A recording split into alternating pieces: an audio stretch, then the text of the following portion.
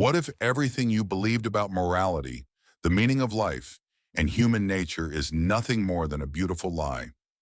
Friedrich Nietzsche, the philosopher who shook the world with his ideas, claimed, "We live in the era of the greatest crisis in human history. Traditional sources of meaning have collapsed.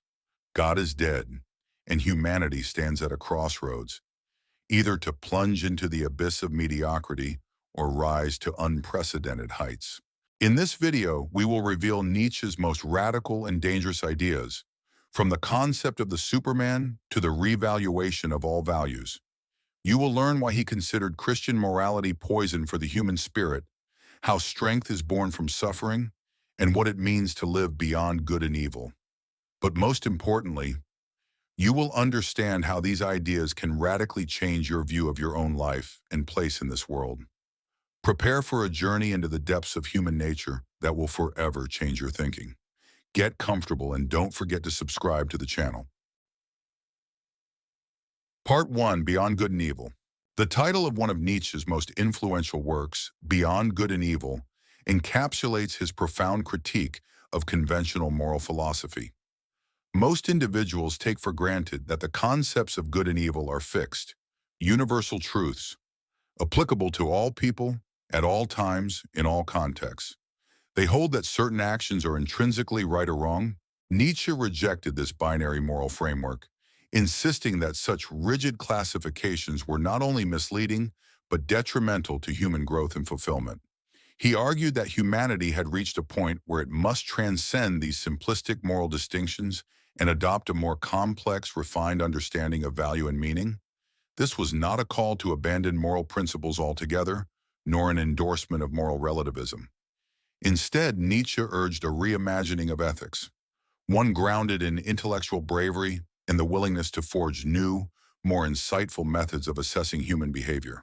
Traditional morality, especially as codified in Christianity, had long split human experience into stark opposites: good versus evil, spiritual versus physical, rational versus faithful, temporal life versus eternal life.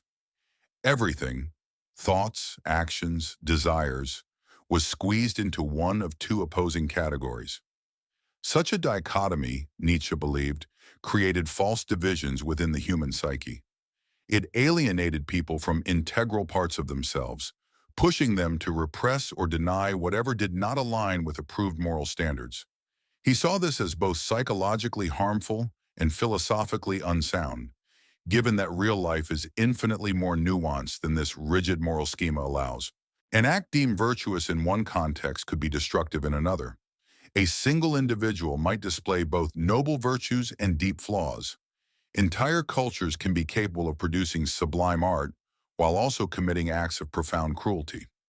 Ethics, Nietzsche insisted, must be capable of engaging with this moral complexity rather than reducing it to simplistic binaries. To go beyond good and evil is not to claim that all actions are meaningless or equally valid. Nietzsche was not promoting moral nihilism or suggesting that we embrace total subjectivity.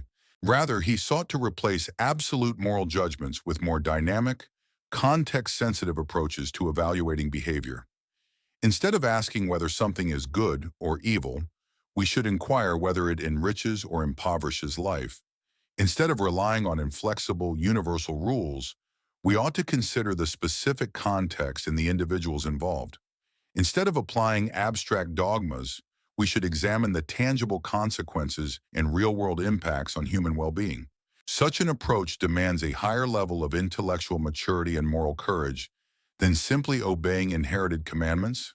It calls on each individual to think independently and take full responsibility for their ethical reasoning, rather than deferring to external authorities. A foundational idea in Nietzsche's moral philosophy is that ethical systems are human inventions, not eternal or divine truths. Across history and geography, cultures have developed radically different moral frameworks, each shaped by its own circumstances, values, and priorities. What one group exalts as virtue, another may condemn as vice. Behaviors praised as heroic in one era might be denounced as brutal in another. This doesn't imply that all moral systems are equally valid, but it does mean that none can claim absolute, timeless legitimacy. Every ethical system is ultimately a human attempt to answer enduring questions. How should we live together? And how do we create meaning in our lives? Some of these attempts have proven more effective than others, but all remain open to revision and must adapt to changing realities. Acknowledging this allows us to scrutinize the moral beliefs we've inherited and revise or discard them when they no longer fulfill their original purpose. Nietzsche believed that the grand moral frameworks of the past had once played crucial roles, but had outlived their usefulness in the modern age. Christian morality, for instance, had helped tame violent tribes and foster social cohesion during the centuries following the collapse of the Roman Empire. Yet by the 19th century, Nietzsche saw it as an impediment to further human advancement.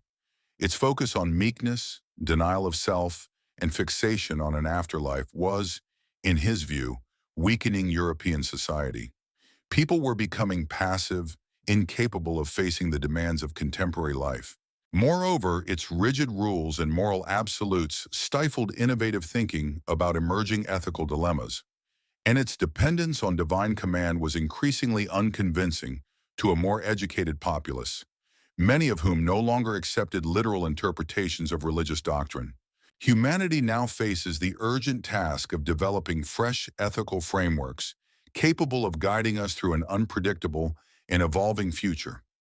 Achieving this demands what Nietzsche famously called a revaluation of all values. Moving beyond the traditional binary of good and evil requires us to confront the complex, often conflicting forces that drive human behavior. Conventional morality tends to oversimplify, attributing actions to singular motives such as love, duty, or greed. Nietzsche challenged this view, arguing that human psychology operates on a far more intricate level. A single deed might arise from a blend of motivations, some noble, others self-serving. A person may engage in charity not only out of compassion, but also to feel morally superior to those they assist. Another might follow ethical norms sincerely, yet simultaneously fear societal rejection for nonconformity. Likewise, the pursuit of knowledge might be fueled partly by a genuine thirst for understanding and partly by a desire to gain intellectual dominance over others. Recognizing this fusion of motives doesn't necessarily diminish the value of these actions, but it does complicate our capacity to judge them. Moral clarity becomes elusive, forcing us to abandon the comforting notion that it's easy to categorize people as purely good or evil. Instead, we must come to terms with the inner contradictions and complexities that shape every individual. Nietzsche's vision of moving beyond good and evil is inseparable from his demand for intellectual honesty. Most people gravitate toward moral systems that affirm their self-image and justify their choices.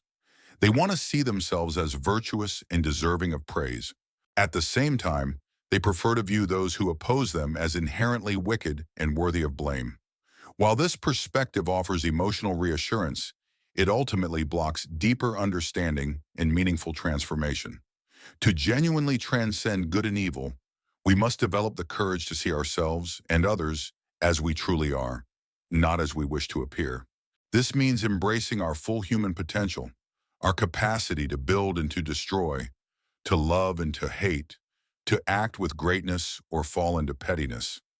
It also means letting go of the false comfort that comes from rigid moral absolutes and instead accepting the freedom and the burden of making choices that reflect our true selves.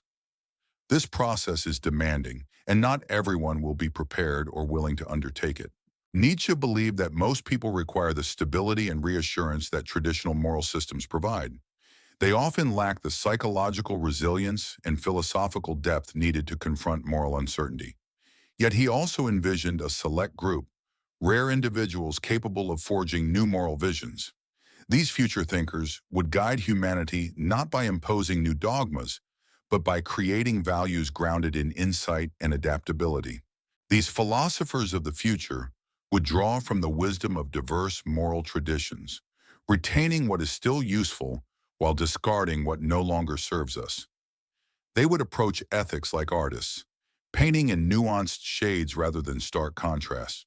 Their creativity and clarity would be vital for helping civilization navigate an era in which old sources of meaning and authority have lost their grip. Thus, transcending good and evil is not merely a theoretical pursuit, it is a crucial step for anyone striving to live honestly and meaningfully in the modern world. Part 2. The Last Man.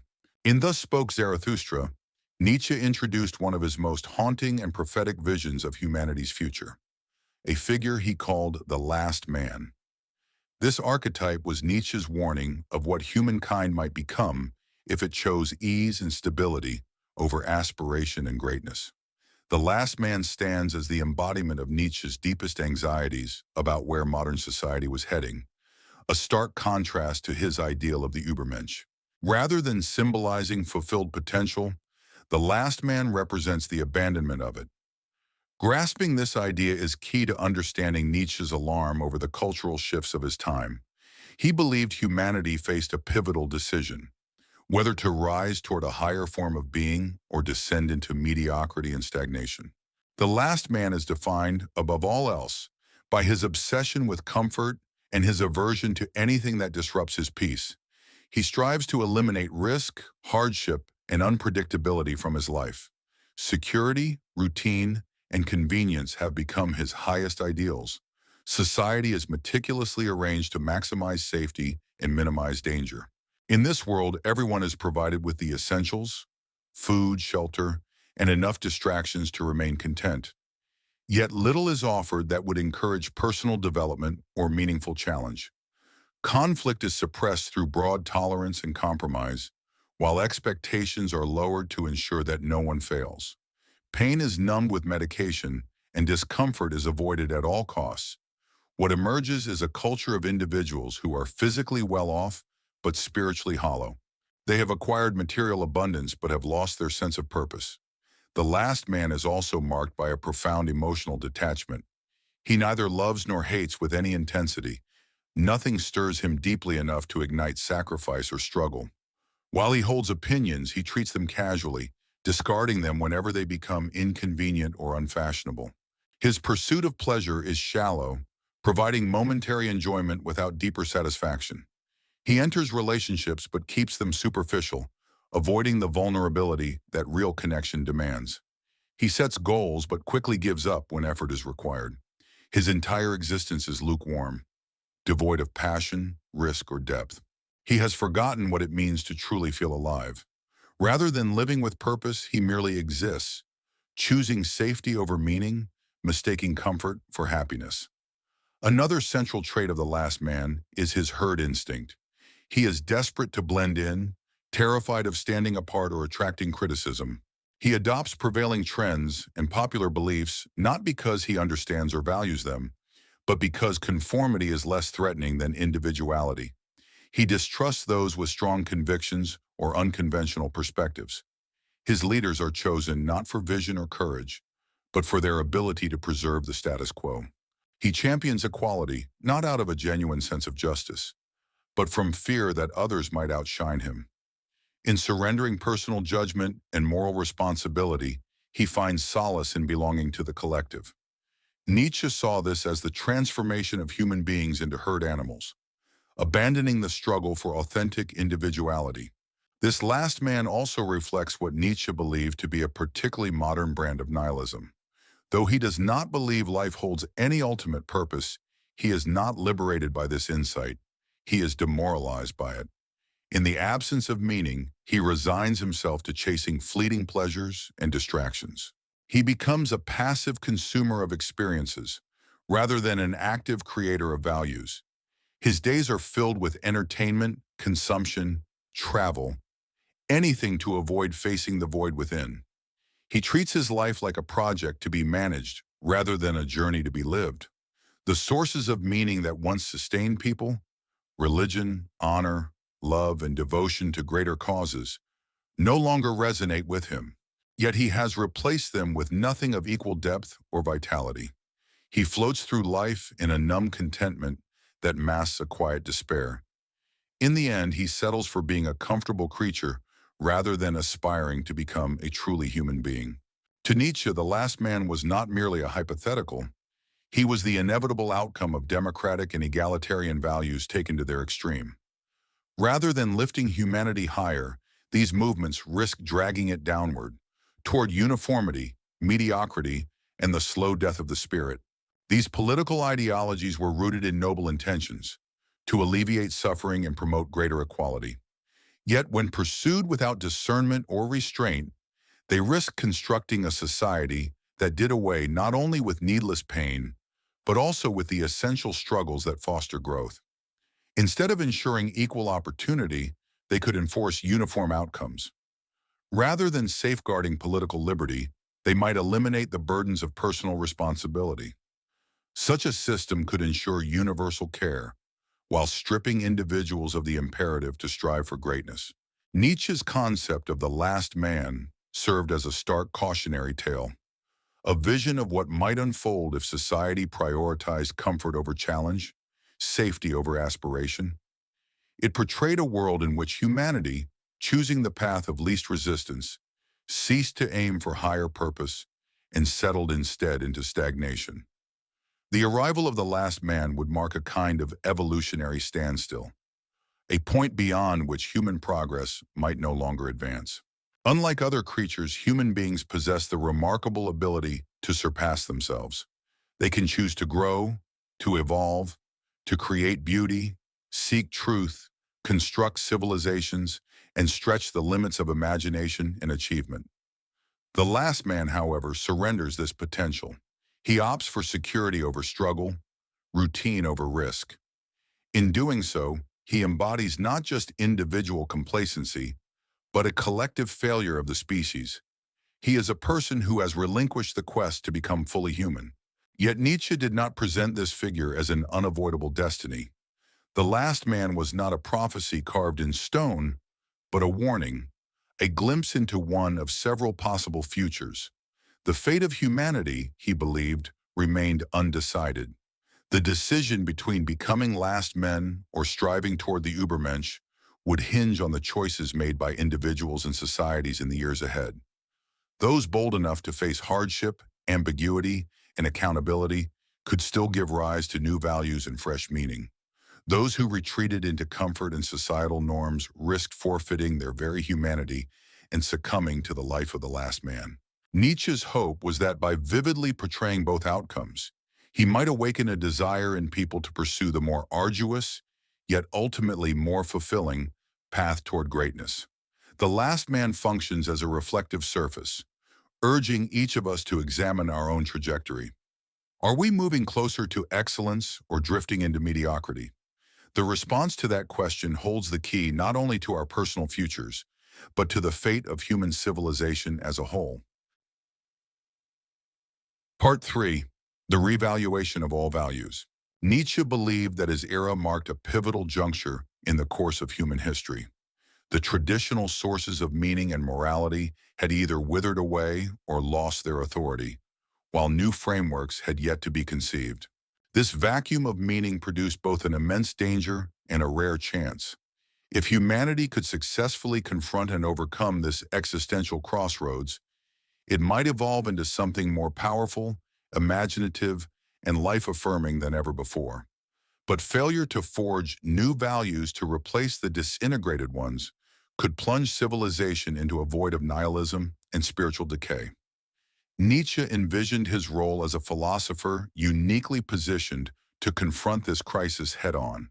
He saw his philosophical mission as initiating what he called the revaluation of all values, a complete and radical reassessment of every moral and cultural assumption. Norms concerning good and evil, right and wrong, the sacred and the profane, all of it had to be reevaluated from the ground up. This sweeping reevaluation became essential because the very bedrock of Western society had been eroded by a series of intellectual and societal transformations. Scientific progress had dismantled the literal plausibility of religious worldviews. Historical scholarship had shown that holy scriptures were human creations rather than divinely authored truths. Movements for democracy had undermined the legitimacy of inherited authority and rigid social hierarchies. At the same time, economic upheavals had disrupted traditional social structures and roles. While many of these shifts were liberating and progressive in nature, they also had the unintended effect of unraveling the unified worldview that had given European civilization a shared sense of meaning for over a millennium. In the wake of this dissolution, people no longer had clear moral or existential guidance.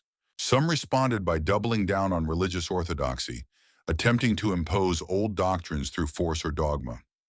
Others surrendered to nihilism, concluding that nothing had any real value. But Nietzsche believed that the most courageous and constructive response was to actively invent new values, ones capable of grounding a vibrant, life-enhancing culture. This process of revaluation, he argued, had to begin with a candid investigation into how moral values had historically emerged and what functions they were designed to serve. The widespread belief that moral systems were eternal and unchanging truths was, in Nietzsche's view, a dangerous illusion. Instead, he maintained that all values are human constructs shaped by specific historical and psychological conditions. Take Christian morality, for example. It originated among marginalized and suffering communities who found solace and dignity through hope, humility, and the promise of redemption. For those communities, such values provided comfort and resilience in the face of oppression. However, Nietzsche questioned whether those same values remained suitable in radically different social contexts. Likewise, the ideals of democracy arose from struggles against tyranny and were instrumental in advancing liberty and justice. But in societies that had already secured fundamental freedoms, these same ideals might begin to stifle ambition, creativity, or excellence.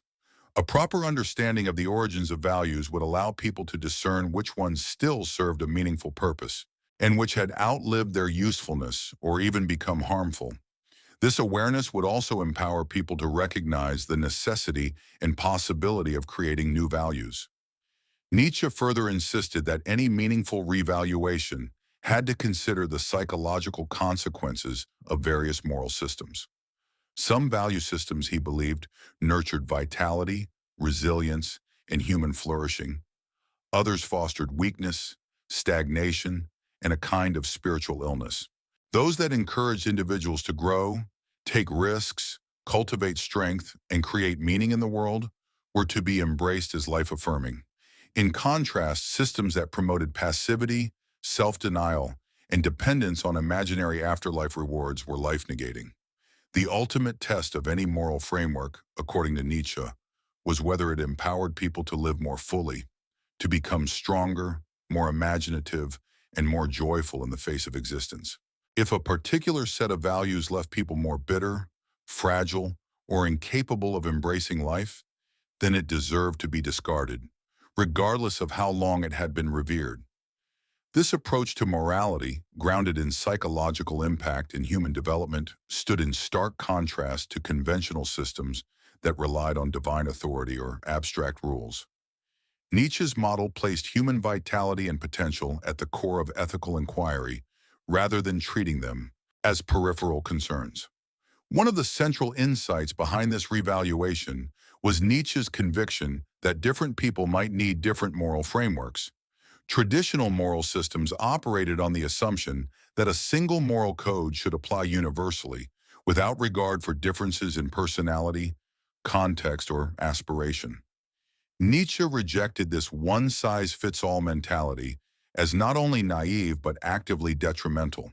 A moral framework that functioned effectively for the average person might, in fact, restrict those with exceptional talents or aspirations. Norms designed to preserve social cohesion might become obstacles to the pursuit of personal greatness. Ethical values that offer support to the vulnerable and suffering could simultaneously stifle the bold and imaginative. Therefore, any meaningful revaluation of values must acknowledge these differences and establish multiple value systems, each tailored to distinct goals and different kinds of individuals. This does not imply moral relativism or the absence of standards altogether. Rather, it demands a more nuanced and adaptable approach than traditional morality typically permits. Such standards must be capable of reflecting the full depth and complexity of both human nature and the social world we inhabit.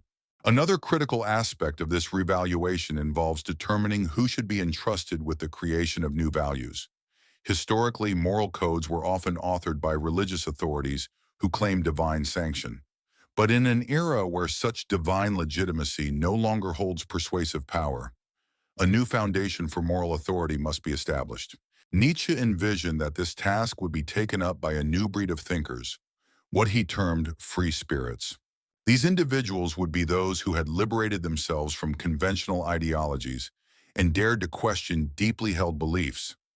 Possessing both analytical discipline and artistic imagination, they would be capable of envisioning novel ways of living. They would not simply inherit traditions or rebel against them. Instead, they would forge entirely new ones. These creators of value would shoulder the profound responsibility of guiding humanity ethically, without appealing to any supernatural source for validation. Their authority would not be imposed from above, but earned through the effectiveness of their ideas. People would choose to follow them not out of obligation, but because their values proved themselves in practice. This transformation would not happen overnight, nor would it follow a rigid doctrine. The evolution of values would proceed through gradual experimentation. New moral frameworks would need to be tried, lived, and tested before gaining widespread acceptance. Some would flourish, others would fail. Over time, the successful models would disseminate naturally through society. Unlike the simplicity of adhering to inherited moral codes, this path would be more complex, more uncertain, but also more grounded in reality. Ultimately, this would lead to a more honest and responsive moral system, one better suited to addressing the true needs of human beings. It would require individuals to take personal ownership of their ethical decisions, rather than merely submitting to external commands. Yet in doing so, it would empower them to build lives that are both genuine and meaningful. Thus, the revaluation of all values was not merely a theoretical exercise, but a deeply practical mission, a blueprint for the future of humanity. It represented Nietzsche's most expansive vision of philosophy, not as an abstract pursuit, but as a force dedicated to life, vitality, and human flourishing. Part 4. Amor Fati. Among all of Nietzsche's philosophical ideas, Amor Fati, the love of fate, stands out as one of his deepest and most demanding lessons on how to live. Although the Latin phrase translates simply to love your fate, its significance stretches far beyond mere acceptance or passive endurance. Amor Fati calls for an active and wholehearted embrace of everything that life has brought, is bringing, and will bring. It's a radical affirmation of life in its entirety, past, present, and future, so complete that, even if given the power to alter a single moment, you would choose to leave everything exactly as it is. This outlook requires more than just tolerance of the good and bad. It challenges us to find love even for the painful, the difficult, and the tragic aspects of our lives. To live this way means learning to be grateful not only for our achievements and joys, but also for our failures, losses, and moments of suffering. Nietzsche believed that this deep capacity for acceptance was crucial for real happiness and psychological wholeness. In contrast, most people approach life with a blend of openness and resistance. They welcome joy and comfort, yet shrink from discomfort and hardship. People tend to feel thankful for their accomplishments while harboring resentment over their disappointments. They wish to preserve the highlights of their past and erase the rest. This selective engagement with life may seem logical, even healthy, but Nietzsche argued that it fragments our experience and limits our potential. Resisting parts of our lives causes a kind of inner division. One part of us wants to move forward, while another clings to regret or fear. One aspect feels grateful, while another is consumed by longing or dissatisfaction. This internal tug-of-war saps our strength and prevents us from meeting life with full attention and presence. We end up observing our own lives from a distance instead of fully living them. Amor Fati offers a way to resolve this division and move toward inner harmony. When we truly love our fate, we stop resisting reality and begin to engage with it intentionally. We come to see every experience, whether joyful or painful, as a necessary piece of the person we become. Our errors have been our greatest teachers, revealing truths we couldn't have discovered otherwise. Pain has expanded our ability to empathize and care for others. Setbacks have exposed flaws we needed to confront. Loss has deepened our appreciation for what remains. Even our most difficult moments have served vital roles in our development. From this view, nothing in life is wasted or without meaning. Every detail has helped bring us to the present moment. However, this philosophy does not suggest we should seek out pain or passively accept misfortune. Amor Fati is not about suffering for its own sake, nor is it blind submission to fate. We can and should strive to improve our lives and minimize unnecessary hardship. The key is to do so from a foundation of love, acceptance, and purpose, not from bitterness or fear. With this mindset, challenges become opportunities to grow rather than threats to avoid. Setbacks are reimagined as chances to build strength and resilience. Difficult people become unexpected mentors, helping us cultivate patience and wisdom. Uncertainty transforms into possibility, a journey rather than a danger. This shift in outlook redefines how we experience every aspect of life. No longer helpless victims of circumstance, we become active participants in shaping our destiny, partners with life rather than adversaries. To cultivate Amor Fati requires a complete rethinking of how we link happiness to external conditions. Most people assume that joy depends on having favorable circumstances and fulfilled desires. They chase comfort, pleasure, and success while trying to sidestep anything that threatens their peace. But this mindset places happiness in the hands of forces we cannot control. Other people's actions, the economy, health challenges, and endless unpredictable events can derail our efforts and upend our plans. This leads to chronic anxiety over what might go wrong and disappointment when reality falls short of our expectations. Amor Fati offers a powerful alternative to the pursuit of happiness based on external conditions. It teaches us that true contentment arises not from controlling what happens to us, but from fully embracing what does. When we completely accept and even love our fate, we begin to discover purpose and joy in every circumstance, recognizing each moment, whether painful or pleasant, as essential and meaningful. This perspective is deeply rooted in Nietzsche's idea of the eternal recurrence, the thought experiment that asks, if you had to live your exact life again and again, endlessly, would you be able to say yes to that with joy? A person who has truly internalized Amor Fati would not hesitate to affirm this. They would gladly choose to relive every chapter of their life exactly as it unfolded, not because every part was easy or enjoyable, but because they see the totality of their experience as beautiful and purposeful. They understand that to remove the hardships would be to erase the growth, wisdom, and empathy that those very hardships brought about. Rather than desiring a life of only comfort and ease, they value a full human journey that encompasses both suffering and delight.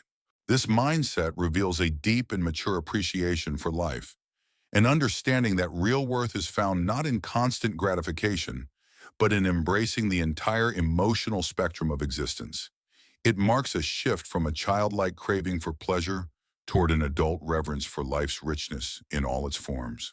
Amor Fati also reshapes how we connect with others. When we have fully accepted our own path, we become less judgmental and more compassionate toward those around us. We begin to recognize that each person is navigating a unique journey shaped by challenges we may not see or understand. This awareness reduces our impulse to fix, correct, or change others to suit our expectations. Instead, we learn to appreciate them as they are, without trying to mold them into who we think they should be.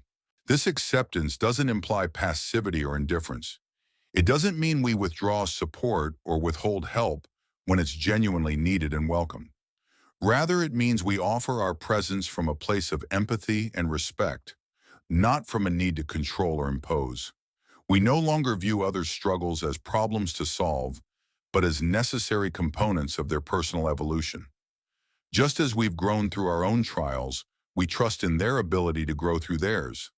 This approach nurtures deeper, healthier, and more fulfilling relationships grounded in mutual respect, not manipulation.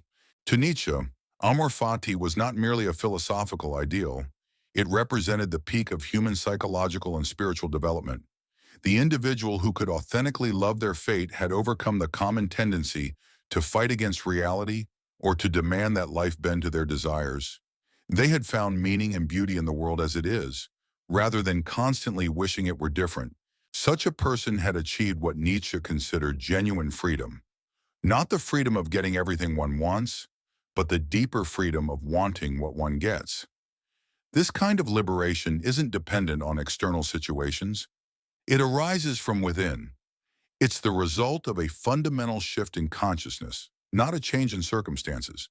And for Nietzsche, this inner triumph over life's inherent difficulties stands as the ultimate expression of human strength and awareness. Because of this, Nietzsche saw Amor Fati not only as a personal practice, but also as a universal aspiration, something both practical and sacred. It was a path for individuals to attain wholeness and a guiding principle for humanity to evolve in wisdom and resilience. Part 5. Perspectivism. One of Friedrich Nietzsche's most groundbreaking ideas in philosophy is what is now referred to as perspectivism. This concept fundamentally questions the long-standing belief that reality can be known through a single, objective truth accessed by reason, observation, or divine insight. Nietzsche contended that all human understanding is inherently influenced by the perspective of the individual. Each person, culture, and historical moment views the world through its own lens, which shapes perception and interpretation. There is no neutral standpoint, no divine or omniscient vantage point from which the world can be seen as it truly is, free from subjective influence. However, this does not mean that all perspectives are equal or that truth becomes meaningless. Nietzsche emphasized that while some viewpoints are richer, more coherent, or more affirming of life than others, we must approach our own beliefs with humility and recognize their limitations. He challenged the dominant philosophical tradition, which held that the purpose of thought was to uncover eternal, universal truths valid for all people across all eras. Philosophers like Plato imagined ideal forms existing beyond the material world. Christian thinkers held that divine revelation offered absolute moral certainty. Scientists believed that natural laws could be uncovered through mathematics and observation. Even rationalist philosophers such as Immanuel Kant argued that human experience was structured by universal categories of thought. Nietzsche rejected these foundational ideas, proposing instead that what we often label as truth is better understood as a set of practical fictions, useful constructs that help us function but do not reflect some ultimate, unchanging reality. These truths serve life. They do not mirror some cosmic, eternal order. Nietzsche's perspectivism was shaped by several intellectual developments of his era. Historical research was exposing how drastically beliefs and practices had shifted over time. Anthropology was uncovering vast differences in cultural values and worldviews. Psychology was beginning to show that much of human thought is driven by unconscious motives. Meanwhile, evolutionary theory was revealing that the human mind evolved not to discover truth, but to enhance survival. Together, these developments cast serious doubt on the capacity of reason to achieve truly objective knowledge.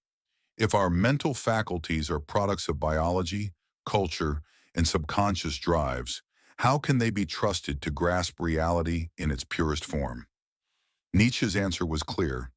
We should let go of the quest for absolute certainty and instead cultivate perspectives that support vitality, creativity, and growth.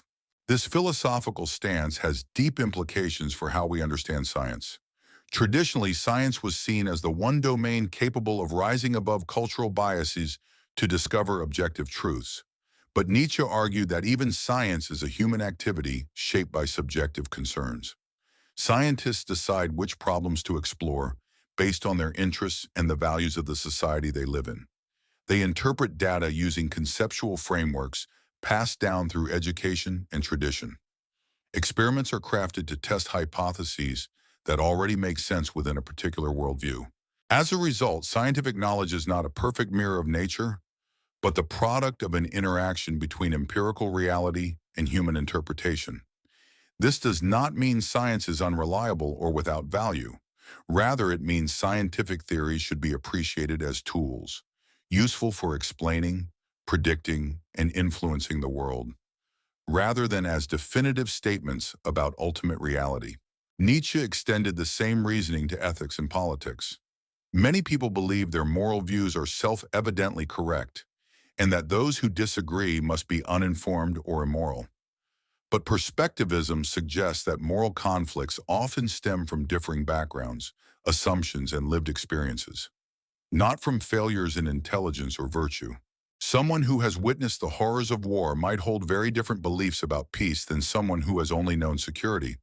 A person raised in poverty might see economic justice in a fundamentally different way than someone raised in affluence. According to Nietzsche, acknowledging these varied perspectives doesn't mean abandoning moral reasoning. It means approaching it with deeper understanding and a greater openness to complexity.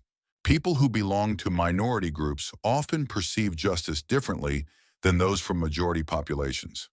These contrasting views aren't necessarily a matter of one being correct and the other mistaken. Rather, they may reflect the fact that different moral frameworks are shaped by and respond to distinct needs and lived experiences. Recognizing this can foster a more humble approach to political and ethical disagreements, one less rooted in self-righteousness. This broader understanding can also open the door to learning from individuals whose outlooks differ from our own. The philosophical concept of perspectivism carries profound implications not only for political discourse, but also for personal growth and self-awareness. While many believe they have an accurate grasp of who they are and what motivates them, Nietzsche challenged this idea, suggesting that self-knowledge is just as constrained and dependent on perspective as our understanding of the external world. Our self-image is shaped through a lens colored by culture, upbringing, and present conditions. This viewpoint often comes with blind spots and inherent biases, limiting our capacity for objective self-reflection. We tend to justify our actions, construct flattering narratives about our motives, and selectively emphasize certain aspects of our character while downplaying or ignoring others. Yet acknowledging these limitations can be the first step toward deeper self-understanding. By accepting that our self-perception is partial and biased, we can begin to broaden it. For instance, by inviting honest feedback, scrutinizing our behavior more carefully, and entertaining alternative interpretations of our actions. We can also try out different ways of conceptualizing ourselves and observe which perspectives yield healthier, more productive outcomes. Perspectivism becomes especially powerful when applied to the search for meaning and purpose. Many assume that life must either have a singular, objective purpose or none at all. But perspectivism introduces a third path. Meaning arises through the dynamic interaction between individuals and their environments. Because people vary in their experiences, values, and aspirations, what feels meaningful to one person may not resonate with another, and that's entirely natural. The critical issue is not whether these meanings conform to some absolute universal truth, but whether they enrich a person's life and empower them to contribute meaningfully to the world. This approach entrusts individuals with greater freedom and greater responsibility to shape their own sense of purpose. Rather than waiting for an external authority to declare what their life should mean, or agonizing over whether they've found a single, definitive purpose, individuals are free to create meanings that align with their core values and aspirations. They can craft lives that reflect who they are and what they hope to give back to the world. Importantly, perspectivism does not imply that all viewpoints are equally valid or that there are no grounds for evaluation. Some perspectives are more coherent, more expansive, more generative, or more affirming of life than others. The objective is not to discard standards altogether, but to refine them, to make our evaluative criteria more nuanced and sensitive to context. We can assess perspectives not by their alignment with some fixed notion of truth, but by the effects they produce. Do they help individuals thrive? Do they foster creativity, collaboration, and purpose? Do they inspire meaningful, beautiful lives? Are they logically consistent, and do they reflect the full richness of human experience? The most valuable perspectives will be those that support human flourishing and growth, while remaining aware of their own constraints and open to refinement as new insights emerge. In this light, perspectivism doesn't dismiss the act of judgment, it enriches it. It invites us to judge more thoughtfully, with greater humility and openness, knowing that no single viewpoint can ever claim the whole truth. Part 6. The Death of God. Friedrich Nietzsche's most renowned proclamation, "God is dead," sent shockwaves through the religious establishment of his era and continues to provoke intense reactions today. When he made this declaration, Nietzsche was neither celebrating nor grieving. Rather, he was offering a stark observation about the evolving condition of Western civilization. In his view, the progress of science and the rise of rational thought had gradually eroded the role of religious belief within educated society. This assertion was first introduced in The Gay Science, published in 1882. Nietzsche dramatized the moment by placing the words in the mouth of a frenzied madman who charges through a marketplace, announcing this unsettling truth. The madman demands to know where God has gone, only to answer his own question.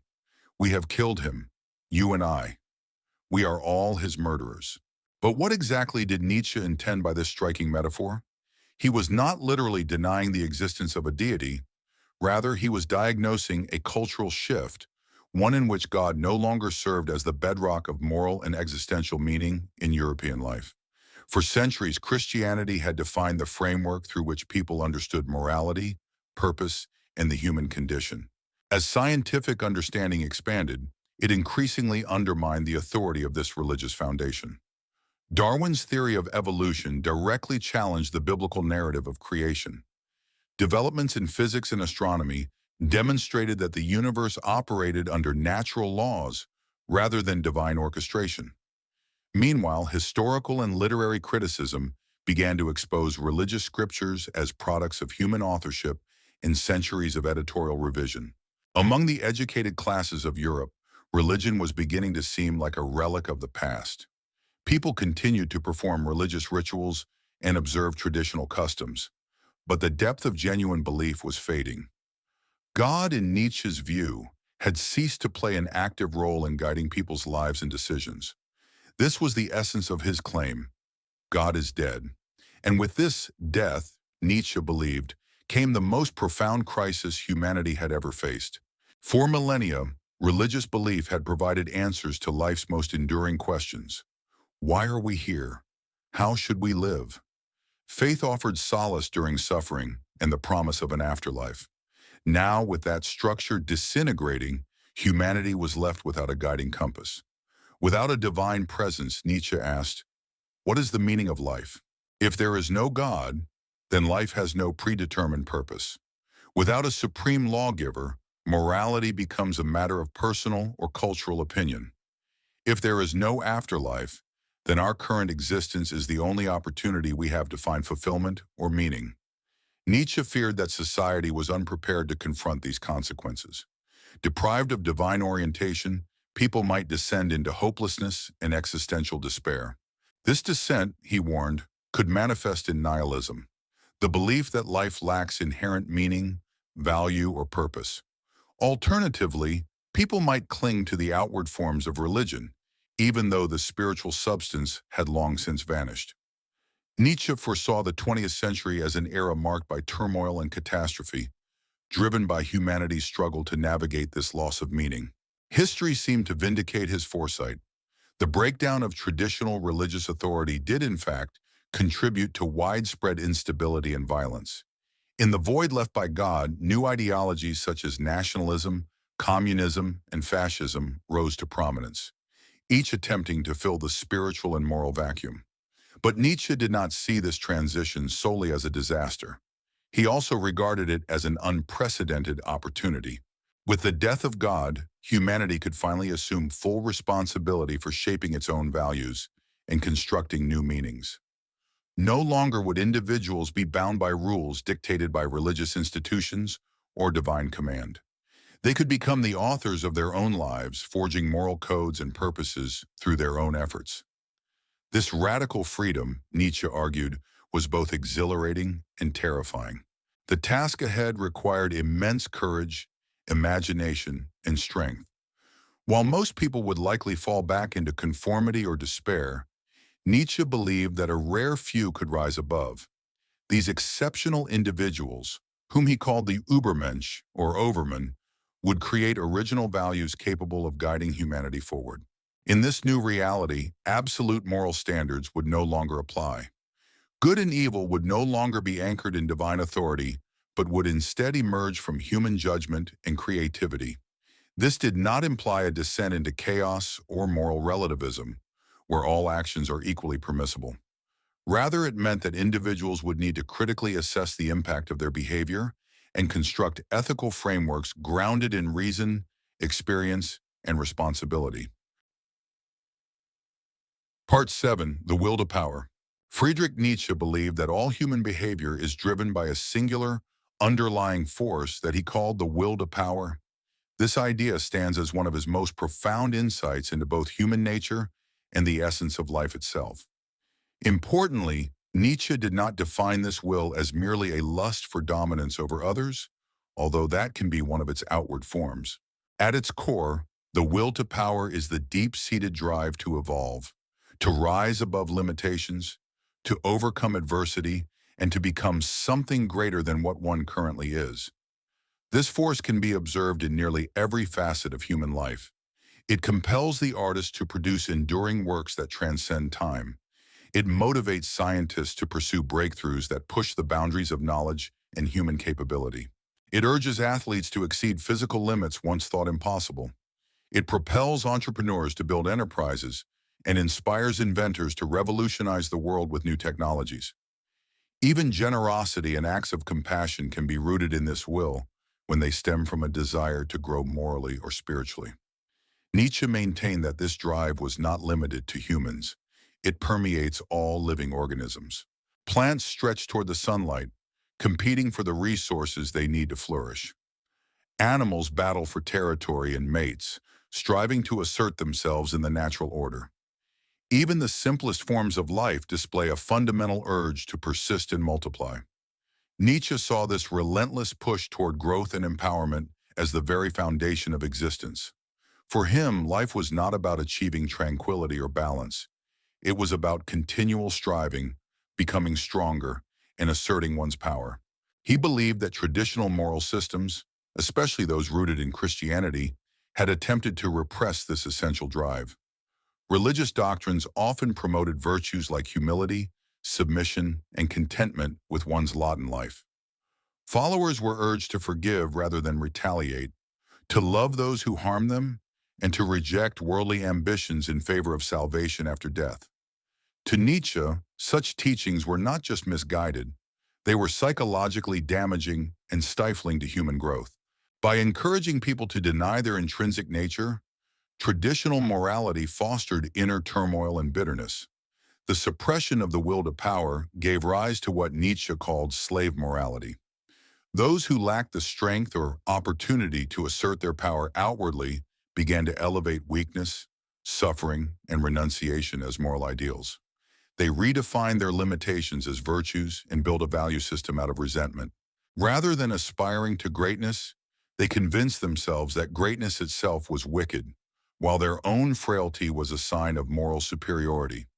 This inversion of values, Nietzsche argued, led to a cultural decline marked by mediocrity and psychological decay. He feared that European society was growing increasingly feeble and complacent with each passing generation. Nietzsche advocated not for the rejection of our fundamental nature, but for learning to channel the will to power in constructive, life-affirming ways. This does not imply becoming ruthless or oppressive. Authentic power, in his view, lies in self-mastery and the full realization of one's potential. It is about pursuing your deepest aspirations with courage and confronting challenges with resilience and discipline. It is about becoming a creator of meaning, of value, of beauty, rather than a passive consumer of what others have built. It also means taking ownership of your life, rather than shifting blame for your setbacks onto others. The will to power includes the capacity to shape your understanding of events rather than simply reacting to them. People who embody this principle do not merely endure adversity, they reframe it, finding opportunities to learn and grow. They transform obstacles into stepping stones and craft their own values instead of blindly following societal norms. Such an approach demands immense inner strength and emotional maturity. Nietzsche believed that not all expressions of power are equal. The most primitive form is brute force, the domination of others through violence or intimidation. More elevated expressions involve intellectual, creative, or spiritual leadership, where influence uplifts and empowers others rather than suppressing them. At its highest level, the will to power is the drive towards self-overcoming, a lifelong effort to refine oneself, to expand one's abilities, and to evolve beyond former limitations. This entails the willingness to question your assumptions, challenge your worldview, and adopt better ideas when they present themselves. Despite its importance, Nietzsche's concept has often been distorted or misappropriated. Some have used it to justify cruelty, tyranny, and exploitation, but such interpretations betray Nietzsche's true intention. Genuine power, as he envisioned it, is not destructive, but creative. It contributes rather than diminishes. It generates beauty, knowledge, and meaning, rather than spreading ignorance or despair. A person who fully grasps the will to power becomes a beacon of strength and inspiration, not a source of fear and suffering. Part 8. The Übermensch. Nietzsche's concept of the Übermensch, often translated as the Overman or Superman, embodies his vision of what humanity might become in a world where belief in God has collapsed. Among all philosophical ideas, this one has perhaps suffered the greatest degree of distortion and misuse. Most notoriously, the Nazis co-opted the term to justify their racist ideology. Yet this was a complete corruption of Nietzsche's intent. The Übermensch has nothing to do with racial hierarchy or political conquest. Instead, it symbolizes the potential for individuals to rise above their current condition, to surpass inherited limitations, and to create new, life-affirming values. It's a vision of inner transformation, of spiritual and intellectual evolution, rather than any kind of physical or genetic superiority. Nietzsche first introduced this profound idea in Thus Spoke Zarathustra, written between 1883 and 1885. In the book, the prophet Zarathustra descends from his mountain solitude to proclaim that humanity, as it currently exists, is not the endpoint of development. Instead, humans are portrayed as a transitional stage, a bridge between the animal and something greater. The Übermensch represents the possibility of what we might become if we dare to move beyond our current state. The journey toward this higher self begins with the recognition that traditional foundations of morality and meaning, especially religious ones, have lost their authority. Once a person truly grasps that God is dead and that all established values are human constructions rather than universal truths, they are faced with a pivotal decision. They can succumb to despair and nihilism, or they can rise to the challenge of forging their own meaning and moral compass. While most will cling to inherited norms, even if they no longer believe in them, a rare few will accept the daunting responsibility of becoming creators of value rather than passive followers. These rare individuals are the true candidates for the Übermensch. Becoming one does not mean abandoning all existing values indiscriminately. Rather, it involves a careful examination of inherited traditions to discern which ideas support life, growth, and vitality, and which hinder human flourishing. The Übermensch retains what enhances existence and discards what stifles it. From there, they begin to shape new values that address the gaps left behind, guiding themselves and others toward deeper strength, creativity, and well-being. This process demands immense intellectual integrity and emotional resilience. It requires the courage to stand apart when necessary and to face the criticism of those still bound to conventional thinking. A central trait of the Übermensch is the ability to affirm life in its entirety. This means embracing all of existence, including its suffering, ambiguity, and loss, rather than fleeing from discomfort. Where most people turn to religion, substances, or escapism to numb life's hardships, the Übermensch fully accepts both its pleasures and its pains, recognizing that struggle is a necessary part of growth, and that meaning often arises from overcoming adversity, not avoiding it. This does not suggest a masochistic pursuit of suffering, but rather a mature acknowledgement that difficulty is an unavoidable part of any meaningful life. Another defining trait is what Nietzsche called intellectual honesty, the willingness to confront uncomfortable truths about oneself and the world, instead of hiding behind convenient illusions. Such individuals interrogate their own beliefs and motivations with the same intensity they apply to others. They take responsibility for their mistakes and learn from failure instead of offering excuses or blaming external forces. This level of honesty demands exceptional psychological strength, as it means letting go of the ego defenses most people rely on for self-esteem. But it is precisely this raw self-awareness that enables real personal growth, growth rooted in reality, not fantasy. Equally vital is the capacity for creativity. The Übermensch is not merely a consumer of culture or a follower of others' paths. They are a creator. Whether through art, science, ethics, or an original way of living, they contribute something new and meaningful to the world.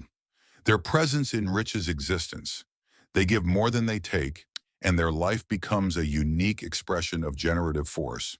Finally, the Übermensch exemplifies what Nietzsche called Amor Fati, the love of fate. They not only accept the events of their lives, but embrace them as necessary components of their becoming. Even the painful or tragic moments are seen not as meaningless suffering, but as integral to their growth and identity. They would not alter their past even if given the chance, because they recognize that every hardship and failure played a crucial role in shaping who they became.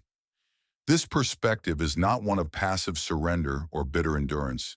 Instead, it reflects a conscious, affirmative acceptance of their life in its entirety, embracing even the painful and challenging chapters. This mindset liberates them from the weight of resentment and the pull of regret, allowing them to direct their energy toward building the future rather than becoming stuck in what has already passed.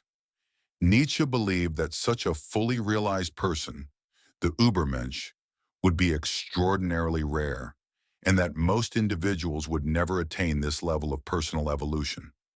Yet he also believed that the very existence of these exceptional individuals would be a gift to humanity as a whole.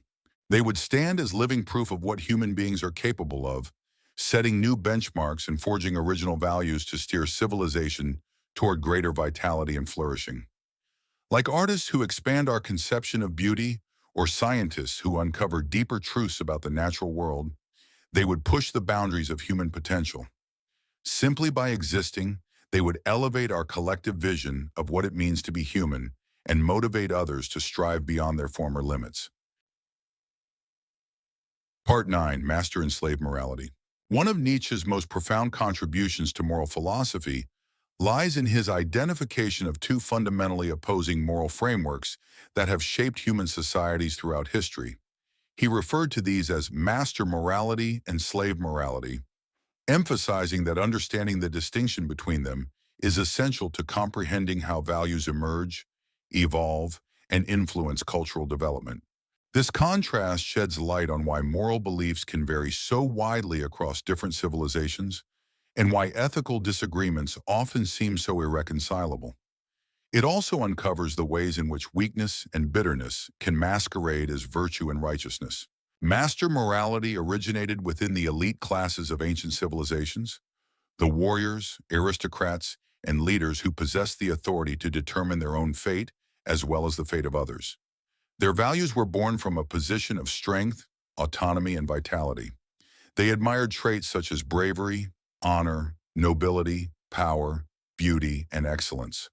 To them, what was good was whatever enhanced life, amplified strength, or contributed to human greatness. Conversely, bad referred to anything that diminished these qualities. These individuals viewed themselves not as subjects of external moral laws, but as the very source of value itself. Their moral outlook was assertive, inventive, and affirming of life. They evaluated people and actions based on outcomes and achievements, not on inner motives or emotional states. A valiant fighter who laid down his life for his people was considered admirable, regardless of any internal fear or hesitation he might have experienced. Likewise, a statesman who made difficult choices that improved his society, even at the cost of individual suffering, was deemed worthy of praise. They accepted that life was inevitably marked by struggle and that someone had to bear the burden of difficult decisions. They embraced the use of power and never apologized for their dominance or success. In their eyes, the strong not only had the right to lead the weak, but a responsibility to do so, believing it served the greater good. Slave morality, by contrast, arose from those who were subjugated and disempowered, individuals who had no control over their conditions and could not bend the world to their will. Denied the capacity for direct power, they developed a moral system that turned their disadvantages into virtues. They came to prize humility, submissiveness, kindness, equality, and self-denial. In this worldview, goodness was defined by actions that comforted the weak or alleviated suffering. Evil, on the other hand, was associated with strength, pride, and self-assertion. This morality was not proactive but reactive, formed as a defense against those who possessed the very qualities they envied and lacked. In time, they began to convince themselves that their own weakness was a mark of moral superiority. Those who embraced slave morality judged human behavior based on inner motives and emotional intentions rather than on external consequences. A person who meant well was viewed as virtuous, even if their actions caused unintended harm. Conversely, someone who succeeded visibly or took pride in their accomplishments was often regarded with suspicion. They idealized noble failures over triumphant victories and often elevated suffering above joy. Their belief that the downtrodden would ultimately triumph, the meek shall inherit the earth, offered hope and consolation, but it also discouraged them from cultivating the strength necessary to transform their circumstances. According to Nietzsche, Christianity marked the full ascendancy of slave morality in the Western world. Jesus, in his teachings and example, embraced values rooted in weakness and rejection of worldly power, choosing poverty instead of wealth, vulnerability instead of strength, and suffering in place of pleasure. He praised those who were humble, poor in spirit, and grieving. He instructed his followers to forgive their enemies, give generously, and turn the other cheek when wronged. Many of the earliest Christians were, in fact, literal slaves or marginalized figures in Roman society. They found profound solace in a faith that promised eternal reward in exchange for their temporal suffering. In time, they redirected their resentment toward their Roman oppressors into a moral vision that sanctified weakness and condemned strength as immoral. Over generations, this Christian reinterpretation of virtue gradually overtook the classical ideal of master morality. The admiration once reserved for physical beauty, heroism, and intellectual prowess, as seen in Greek and Roman culture, was slowly displaced by values emphasizing humility, asceticism, and spiritual detachment. Warriors gave way to monks, and emperors became subordinates to religious authorities. The pursuit of excellence, whether physical or intellectual, came under scrutiny, as it was feared that such achievements might foster pride, a cardinal sin in the new moral order. The purpose of life underwent a radical shift, from seeking fulfillment in the material world to pursuing salvation in the afterlife. This monumental change left a deep imprint on European culture, reshaping its art, political structures, philosophical outlook, and more. Nietzsche believed that this transformation gave rise to what he called slave morality, which in his view weakened Europeans by instilling guilt over their strengths and promoting sympathy for failure, rather than honoring human greatness and achievement. Rather than aspiring to grow stronger and more capable, people came to idealize frailty and constraint. Rather than shaping meaning and beauty in the here and now, they began to fixate on a distant, imagined paradise. The result, Nietzsche warned, was a cultural landscape marked by mediocrity and simmering resentment, a slow erosion of the spirit and vitality that once defined Western civilization. Each generation, he argued, seemed to shrink, becoming more timid, more fragile, and less empowered. However, Nietzsche was not advocating a simple return to the old ideals of master morality. He acknowledged that slave morality had brought forward important values, such as empathy, justice, and concern for the suffering. The problem, as he saw it, was that these ideals had been distorted by resentment, turning them into weapons against strength and vitality instead of tools to elevate them. What he called for was a new moral framework, a synthesis, one that could integrate the strengths of both systems while eliminating their weaknesses. This reimagined ethical system would embrace both power and compassion, excellence and empathy. It would affirm life, not reject it, and inspire individuals to transcend their limitations rather than find comfort in them. Crucially, Nietzsche emphasized that both master and slave moralities are human inventions, not universal or eternal truths. By examining the origins of these value systems and understanding the psychological needs they fulfill, humanity could begin to forge superior values, ones that foster vitality, growth, and creativity. We could retain what is life-enhancing from each tradition and discard what hinders us. Achieving this demands the depth of thought and bold imagination that Nietzsche associated with the figure of the Übermensch.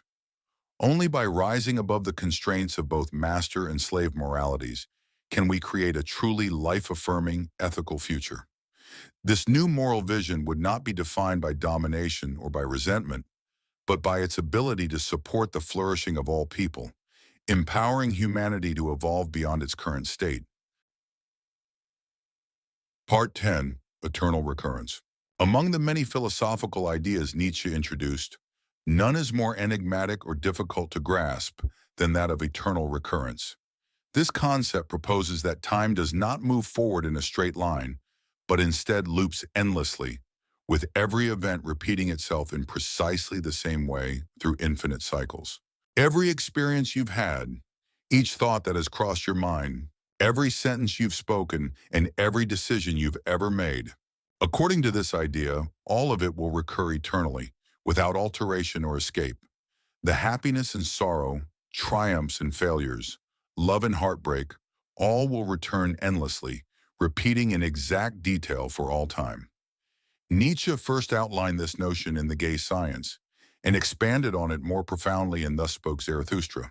He never intended it as a scientific claim about the structure of the universe, but rather as what he called the greatest weight a human could be asked to bear. His challenge was both stark and revealing. If you learned that your life, exactly as you have lived it, would recur infinitely without change, would you recoil in despair, or would you embrace it with joy? This thought experiment exposes something essential about your relationship to your own existence. It compels you to reflect on whether you truly value your life as it is, or whether you are merely enduring it while clinging to the hope of something better. For most people, the idea of reliving their lives endlessly would be deeply disturbing. The prospect of experiencing their failures, pain, and disappointments over and over again might feel like an unbearable curse. To such individuals, this concept evokes the image of a cosmic trap, an eternal cycle with no chance for progress or escape. Their reaction reveals a deep-seated dissatisfaction with their lives, a longing for change that remains unfulfilled. Burdened by regret, bitterness, and disillusionment, they find it impossible to wholeheartedly affirm the lives they've lived. They may be waiting for life to truly begin, or hoping that death will deliver them from their current reality. But Nietzsche believed that there exists a rare kind of individual, someone capable of responding to eternal recurrence, not with dread, but with exuberance. These exceptional people embody what he called Amor Fati, or the love of fate. Such individuals would not only accept every moment of their existence, but would will it to repeat exactly as it has unfolded. They would feel a profound gratitude for life, so deep that the idea of living it over and over again would seem like the most glorious gift. This acceptance signals a wholehearted affirmation of existence, not merely the pleasant parts, but also the suffering and setbacks that give life depth and meaning. In this light, eternal recurrence becomes a powerful inner test, revealing your fundamental stance toward your own life. If the notion of infinite repetition horrifies you, it may indicate that something vital needs to change, either in how you live or in how you perceive your experience. Perhaps you are shaped too much by external expectations instead of your own convictions. Perhaps you're avoiding the very struggles that would lead to personal growth. Perhaps you're clinging to past wounds, unable to let go and move forward. Or maybe you're delaying joy, postponing fulfillment until some distant future condition is met. Nietzsche's doctrine forces you to face these evasions. It demands an honest reckoning with the life you are actually living. This concept also stands in sharp contrast to traditional religious beliefs, which Nietzsche criticized fiercely. Most religions teach that earthly suffering should be endured patiently, as it is merely a passage toward a promised paradise beyond this world. Such teachings encourage people to see this life as a temporary trial, something to be tolerated for the sake of a higher reward. In doing so, they promote a separation between the physical and the spiritual, between the here and now and a supposedly eternal beyond. Eternal recurrence shatters that division by insisting that every moment matters equally, that every second is as eternal as any imagined afterlife. There is no other world to escape into, no final redemption, no heavenly compensation. This life, just as you are living it now, is the entirety of existence. There is nothing else. Depending on how you've been living, this realization can feel like a crushing weight or a liberating truth. If you've been holding out for a better future, the idea that no such future is coming might extinguish hope entirely. However, if you can learn to embrace your current reality and discover meaning within it, the concept of eternal recurrence shifts from a burden into a profound celebration. Each moment gains immense significance, knowing it will recur endlessly. Every decision takes on a monumental weight, as its ripple effects will echo through eternity. Every connection with another person becomes sacred, because it is, in essence, everlasting. This viewpoint has the power to elevate ordinary life into something extraordinary, something almost divine. It turns each day into a chance to create something worthy of being lived over and over again. It also brings with it profound ethical implications. If every action we take is destined to be repeated infinitely, then we carry complete and undeniable responsibility for everything we choose to do. There are no do-overs. There is no room for redemption after the fact, nor is there any escape from the long-term impact of our decisions. This reality turns morality into something deeply personal and urgent. We cannot lean on divine forgiveness or hope that the passage of time will wash away our mistakes. Instead, we must live in such a way that we can truthfully say we would be willing to experience our exact life, every moment of it, again and again, forever. This demands a far more rigorous standard than conventional morality typically requires. Traditional ethics often centers on avoiding the worst possible outcomes. In contrast, eternal recurrence calls us to aim for greatness, not just to avoid failure, but to pursue excellence. Whether or not this concept is literally true, Nietzsche argued that contemplating it could radically change how we live. It compels us to confront essential questions. What gives life true value? What kinds of choices lead to a life filled with meaning? It challenges us to grow into individuals who can wholeheartedly accept and embrace their fate. It drives us toward greater self-understanding, authenticity, and the courage to follow our most deeply held values and aspirations. Perhaps most importantly, it enables us to let go of resentment and regret. It guides us toward a wholehearted affirmation of life, in all its messiness, hardship, and complexity. For Nietzsche, this affirmation, this unconditional yes to existence, represented the highest human achievement. Part 11, Power versus Force. A central yet often misinterpreted element of Nietzsche's philosophy is his concept of power and strength. Many have wrongly concluded that his admiration for power and criticism of weakness was a call for brutality, domination, and the suppression of others. This flawed reading has been misused to justify horrific historical acts and has unfairly painted Nietzsche as a proponent of immoral or dangerous thinking. In reality, such interpretations completely overlook the vital distinction Nietzsche drew between authentic power and mere force. For him, real power was not about destruction or control. It was about creativity, vitality, and self-determination. Rather than being life-denying or centered on manipulating others, True power was the ability to face challenges, strive for excellence, and bring meaning into the world. It had far more to do with the creation of value than with harming or overpowering others. Understanding this distinction is crucial to fully appreciate Nietzsche's vision and why it still speaks to anyone striving to lead a purposeful and resilient life. This also sheds light on Nietzsche's sharp criticism of behaviors that might seem powerful outwardly, but upon closer examination, reveal inner weakness or insecurity. True strength, in his view, was rooted in mastery over the self, the capacity to shape one's own character and actions. Those Nietzsche considered truly powerful were individuals capable of reining in their impulses, managing their emotions, and acting independently of outside pressures. They maintained composure under stress, made rational decisions in the face of adversity, and pursued meaningful goals with persistence and clarity. Their power came from inner discipline and a long-term commitment to growth, not from immediate gratification or dominance over others. They could endure discomfort, navigate uncertainty, and persist through hardship when it served a greater aim. This inward fortitude was far more admirable and effective than simply coercing others or asserting authority. It demanded courage, intelligence, and moral integrity, qualities far beyond brute strength or social advantage. Moreover, the results of such inner power were enduring, not fleeting victories that required constant aggression to uphold. Nietzsche also emphasized that genuine power was inherently creative. Those who embodied it didn't merely dismantle what existed. They contributed something meaningful and new.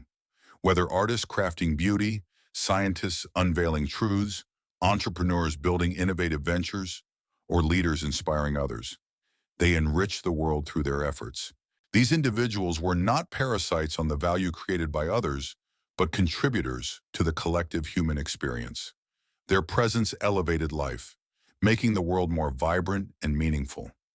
It was this generative dimension of power that Nietzsche held in the highest esteem and sought to awaken in others. This kind of power, he believed, was the fullest expression of human potential, the most honorable use of our talents and energy. People with this kind of strength uplifted those around them. They were beacons of growth, not threats to be feared or envied. In stark contrast stood the concept of force, which Nietzsche saw as primitive, reactionary, and ultimately self-defeating. Those who depended on force often did so out of fear, inadequacy, or unresolved inner conflict. Their need to dominate stemmed from personal insecurity, and they sought control over their environment because they lacked control over themselves. Aggression and coercion became tools to mask their deeper weakness. This strategy might produce temporary gains, but it inevitably bred opposition, resentment, and retaliation. Force, unlike power, was unsustainable. It drained energy, demanded constant defense, and distracted from creative or meaningful pursuits. Those who ruled through fear had to remain on guard, fighting endlessly to preserve their authority instead of channeling their efforts into building something worthwhile. Nietzsche was especially scathing toward the moral posturing used to mask this weakness. He observed that many who lacked the ability to achieve greatness sought instead to undermine those who did. Through criticism, guilt, and moralizing, they aimed to drag others down to their level. In doing so, they constructed ethical systems that glorified mediocrity and failure, while condemning strength and success as immoral. They came to believe, and convinced others as well, that their personal limitations were actually signs of moral virtue. This mindset was what Nietzsche referred to as slave morality, a particularly deceptive and damaging illusion of strength. It enabled those lacking real power to feel morally superior without the need to grow stronger or improve themselves in any meaningful way. Worse still, it discouraged personal growth by framing self-improvement as unnecessary or even morally wrong. This subtle form of moral manipulation was more dangerous than overt coercion because it distorted both thought and behavior. The confusion between true power and brute force was not limited to individuals. It also shaped political and societal structures.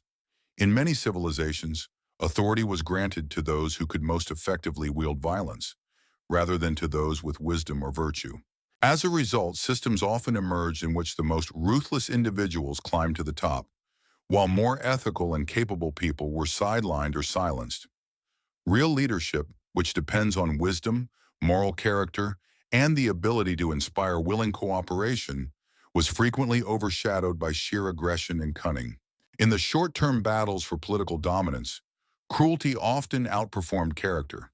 This led to institutions that served the narrow interests of the powerful instead of fostering human potential and excellence. Nietzsche hoped that, in time, people would learn to tell the difference between true leadership and mere domination, and that they would begin to choose their leaders based on better criteria. Such progress would require a fundamental shift in how human value and achievement are assessed. On the individual level, personal development demanded learning how to recognize authentic power and reject its counterfeit forms. That meant building genuine capability, developing skills, inner strength, and moral character, instead of chasing wealth, status, or control over others. It called for accepting full responsibility for one's actions and life path, instead of blaming outside forces or other people for setbacks and failures. It also involves setting high standards and striving diligently to meet them, not lowering the bar simply to ensure easier victories. True competition, Nietzsche believed, should be with oneself, not with others, driven by the desire for internal growth rather than external conquest. Generosity and a willingness to uplift others, rather than clinging to resources out of fear or envy, were also hallmarks of real strength. These practices not only fortified the individual, but enriched the broader society as well. This, Nietzsche argued, was the proper understanding of the will to power. Not domination, but the disciplined pursuit of self-mastery and inner growth. The highest form of power, in Nietzsche's view, was what he called self-overcoming, the continuous effort to evolve, refine, and transcend oneself. This required a life of deliberate challenge, setting new goals, facing new obstacles, and refusing to settle into comfortable complacency. It meant being open to revising one's beliefs and habits in light of better ideas, seeking out new experiences, and expanding one's capabilities rather than relying on past successes. It involved confronting one's flaws with honesty and working to improve them through persistent effort. This journey of self-cultivation never truly ends, as there is always room for further development. Those who commit to this path grow stronger, wiser, and more capable with time, instead of deteriorating or becoming stagnant. Such individuals embody the highest potential of the human spirit. They stand as living proof of what is possible for anyone willing to pursue greatness with courage, dedication, and relentless personal effort. Part 12, the Genealogy of Morals. In the Genealogy of Morals, one of Friedrich Nietzsche's most structured and influential philosophical works, he embarked on a radical exploration into the historical roots and evolution of moral ideas. Instead of accepting common notions of good and evil as timeless or universal truths, Nietzsche questioned how such concepts came into being and how they transformed throughout history. Adopting an investigative style akin to a detective solving a mystery or an archaeologist excavating ancient ruins, Nietzsche sought out traces of the original meanings and intentions behind moral values. He examined how these ideas had been reshaped by different social groups and shifting historical conditions. What he unearthed upended deeply held assumptions about morality and its supposed objectivity. Nietzsche demonstrated that modern systems of values were not the products of eternal wisdom, but rather the outcomes of long-forgotten historical processes. His genealogical method offered a powerful new way to examine and interpret moral beliefs, one that did not simply accept them as given. Crucially, he argued that because these moral concepts were human creations, they could also be revised, replaced, or reimagined in the future when necessary. This insight marked a pivotal moment in moral philosophy and has continued to shape ethical discussions ever since. Central to Nietzsche's genealogical method was the recognition that moral ideas do not develop in a vacuum. They are deeply embedded in the broader networks of social, cultural, economic, and psychological life. To truly grasp why certain actions are judged as right or wrong, or why certain traits are admired, We must analyze the specific environments in which these judgments first emerged. Many moral beliefs that now seem self-evident or natural may in fact stem from particular historical situations that are no longer relevant. Some of these ideas may have once served useful or necessary purposes, but have since become outdated or even counterproductive. Others may have been created not to benefit humanity as a whole, but to advance the interests of specific groups or classes. By uncovering these hidden agendas and forgotten histories, the genealogical method empowers individuals to make conscious, informed choices about which values deserve to be upheld and which should be questioned, revised, or discarded. It also sheds light on the wide variety of moral frameworks found across different societies in historical eras. This deeper understanding can foster a more open-minded and reflective stance toward both our own value systems and those of others. It encourages a humility that comes with recognizing that our moral assumptions are not universally shared, while still enabling a critical evaluation of both traditional and modern ethics. Among Nietzsche's most notable contributions in this area was his analysis of the shift from what he termed good and bad morality to good and evil morality. In the aristocratic cultures of antiquity, the term good was used to describe qualities such as nobility, strength, beauty, excellence, and a zest for life. In contrast, bad referred to the ordinary, the weak, the unattractive, and the uninspired. These distinctions were made by the ruling elites, who possessed the power to define moral standards according to their own interests. They celebrated their own virtues and regarded those beneath them as inherently lesser. Nietzsche referred to this as master morality, a system rooted in affirming life, excellence, and social hierarchy, rather than promoting equality or empathy. The masters saw no need to justify their power or feel guilt over their privileges.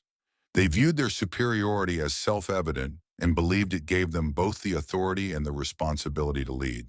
However, this value system did not go unchallenged. Over time, it was subverted and ultimately displaced by what Nietzsche called the slave revolt in morality. The oppressed and disenfranchised classes responded by constructing a moral framework that turned the values of the aristocrats on their head. What had once been praised, such as strength, pride, and worldly accomplishment, was now condemned as evil. Conversely, attributes previously seen as bad, like weakness, humility, and suffering, were redefined as moral virtues. This slave morality did not arise from a rational deliberation about human well-being. Instead, Nietzsche argued, it was born from deep psychological resentment directed toward those who possessed the power, success, and qualities the oppressed lacked. Unable to attain such traits themselves, they rebranded them as immoral. Since they could not overcome their conditions through force or merit, they elevated their own constraints into moral ideals and reinterpreted their bitterness as moral superiority. This inversion allowed them to feel ethically above their masters, despite being objectively weaker or less accomplished. Christianity marked the ultimate ascendancy of what Nietzsche called slave morality within Western civilization. Jesus himself exemplified the counter-values developed by the oppressed in reaction to their subjugation. He embraced poverty instead of wealth, vulnerability instead of dominance, and suffering over pleasure. His teachings uplifted the humble, the sorrowful, and those lacking worldly success, while cautioning against the spiritual corruption that often accompanies power and prosperity. The early Christian movement primarily attracted slaves, the marginalized, and those excluded from the Roman elite. To them, this new faith offered a radical inversion of the existing social order. The lowly would be raised, the exalted would be humbled, and the last would become first. Over centuries, this morality of the oppressed gradually displaced the aristocratic values that had defined Greco-Roman antiquity.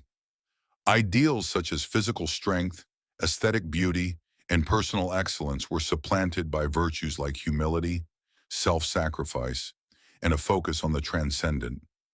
This sweeping shift reshaped every domain of European culture, from its art and politics to its philosophy and ethical outlook. While it led to a more empathetic and egalitarian society, Nietzsche believed it also introduced a kind of mediocrity and a denial of life's fullness. Through his genealogical method, Nietzsche traced the evolution of moral concepts such as guilt, sin, and conscience, showing how they arose from more primal notions of debt and retribution. In early tribal societies, acts of wrongdoing were interpreted through the lens of tangible harm to others. Justice meant restitution or vengeance to reestablish equilibrium and deter future offenses. Over time, however, these immediate interpersonal dynamics were transformed into abstract principles of divine justice and moral accountability. Guilt became internalized, not merely tied to specific transgressions, but to the inherent fallibility of human nature itself. Thus emerged what Nietzsche termed the bad conscience. This condition involved redirecting one's natural drives, especially aggressive impulses, inward, against the self, rather than outward into the world. Though this internalization caused deep psychological distress, it also gave birth to conscience, introspection, and the capacity for moral self-regulation. Nietzsche saw it as both a pathological development and a crucial milestone in the maturation of human consciousness. His genealogical inquiry further demonstrated that what are often portrayed as universal moral truths are in fact shaped by the psychological profiles of those who uphold them. Individuals who prioritize compassion and equality tend to be those who would benefit most from a more level playing field. In contrast, those who champion hierarchy and excellence often do so from a position of privilege within competitive systems. Similarly, those who elevate obedience and duty are frequently products of environments that condition them to respect authority over independent thought. On the other hand, people who prize personal freedom and accountability are usually those equipped to thrive under such ideals. None of these perspectives are inherently false. Rather, they are partial, rooted in the subjective needs and conditions of those who espouse them. By understanding these psychological drivers, individuals can become more discerning in their ethical reasoning and more aware of their own predispositions when making moral evaluations. Nietzsche's genealogical critique offered more than just a historical analysis. It created space for reimagining ethical life. If human beings had once created moral values, then they retained the power to revise or replace them in response to new challenges and conditions. This insight did not justify moral relativism or imply that all value systems are equally legitimate. Instead, it invited people to take conscious responsibility for shaping values that affirm life, nurture growth, and respond effectively to the complexities of the human condition. Rather than clinging to inherited dogmas, individuals could assess moral frameworks by examining their real-world consequences. They could develop more adaptive and context-sensitive approaches to ethics, ones that honored the richness and variability of human experience. Nietzsche's genealogy of morals was therefore not a purely theoretical exercise. It was a call to action. It aimed to clear the ground for the emergence of healthier, more life-affirming value systems, tools that could help guide humanity through the uncertainties of the future with creativity and courage. Part 13. The Principle of Self-Overcoming. At the heart of Nietzsche's philosophy lies the idea of self-overcoming, a term he coined in German as Selbstüberwindung. This concept encapsulates his belief in what renders human life truly meaningful and what elevates exceptional individuals above the ordinary crowd. Self-overcoming is the ongoing journey of surpassing one's present self. It calls for the rejection of complacency and the embrace of continuous growth. Rather than remaining confined to familiar habits or accepting one's current identity as fixed, it demands the setting of new challenges, the cultivation of new skills, and the relentless pursuit of untapped potential. For Nietzsche, this wasn't simply one path among many. It was the defining purpose of human existence, the core drive that infused life with unique significance. Those who commit to self-overcoming are not merely improving themselves. They are actively participating in the evolution of human consciousness and contributing to the forward movement of the species. In contrast, individuals who resist this process effectively choose stagnation over development, mediocrity over greatness. To strive for one's full potential, self-overcoming is not optional, it is essential. The process typically begins with an unflinching examination of the self, an honest confrontation with one's current limitations. While many people shy away from acknowledging their faults or confronting the gaps between who they are and who they want to be, this process demands courage. Most tend to rationalize their shortcomings, blame external factors, or ignore their failures altogether. However, true self-overcoming requires facing oneself with clarity and integrity. It is not about indulging in self-loathing or destructive criticism, but about engaging in a clear-eyed appraisal of one's character, capabilities, and past performance. This form of self-assessment forms the groundwork for meaningful progress. It enables individuals to gain a realistic understanding of where they stand, identify their authentic strengths, and recognize the areas in need of growth. Such awareness, though often uncomfortable, is ultimately liberating. It breaks the spell of illusion that blocks genuine advancement. Equally vital to self-overcoming is the creation of meaningful, demanding goals. These goals must stretch one's abilities, yet remain within the realm of possibility. They should offer a clear path forward and allow for tangible progress. Importantly, these aspirations need to arise from personal conviction, not from societal pressure or external validation. Real growth stems from goals that require new effort and development, not merely the repetition of existing skills. Striking the right balance is crucial. Goals that are too easily achieved fail to stimulate growth, while those that are excessively difficult risk inducing frustration and burnout. Setting appropriate challenges helps individuals discover what truly matters to them, their core values, passions, and priorities, rather than simply chasing what others expect. This process also builds the perseverance, discipline, and resilience necessary for achieving anything of real substance. Every goal achieved lays the groundwork for more ambitious ones to follow. In this way, self-overcoming becomes a lifelong ascent, a personal evolution driven by purpose and effort. A fundamental aspect of this journey is the willingness to confront hardship and resistance, not evade them. Human nature often leans toward comfort. We seek ease, avoid uncertainty, and conserve effort. But Nietzsche insisted that this instinct, while natural, hinders growth. Progress arises only when we challenge our limits. Just as muscles become stronger when tested through resistance training, our minds expand through intellectual challenge, and our character matures through moral trials that demand bravery, honesty, and self-control. Those who consistently avoid difficulty remain weak and undeveloped.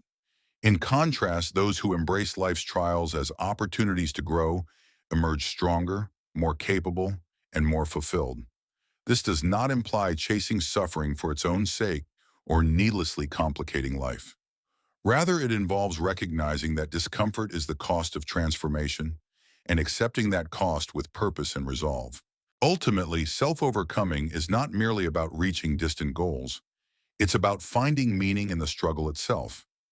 Those who learn to value the process of becoming, who derive satisfaction from each step taken against resistance, discover a deeper joy than any final success could offer.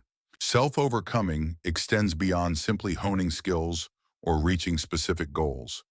It involves reshaping one's entire outlook on life. At its core is what Nietzsche described as a philosophy rooted in experimentation and continuous development, one that informs how we make choices and set our priorities. It calls for viewing life itself as an ongoing creative endeavor, something to be shaped and elevated like a work of art. It requires a willingness to reevaluate and evolve one's values, routines, and aspirations when more effective or meaningful options arise.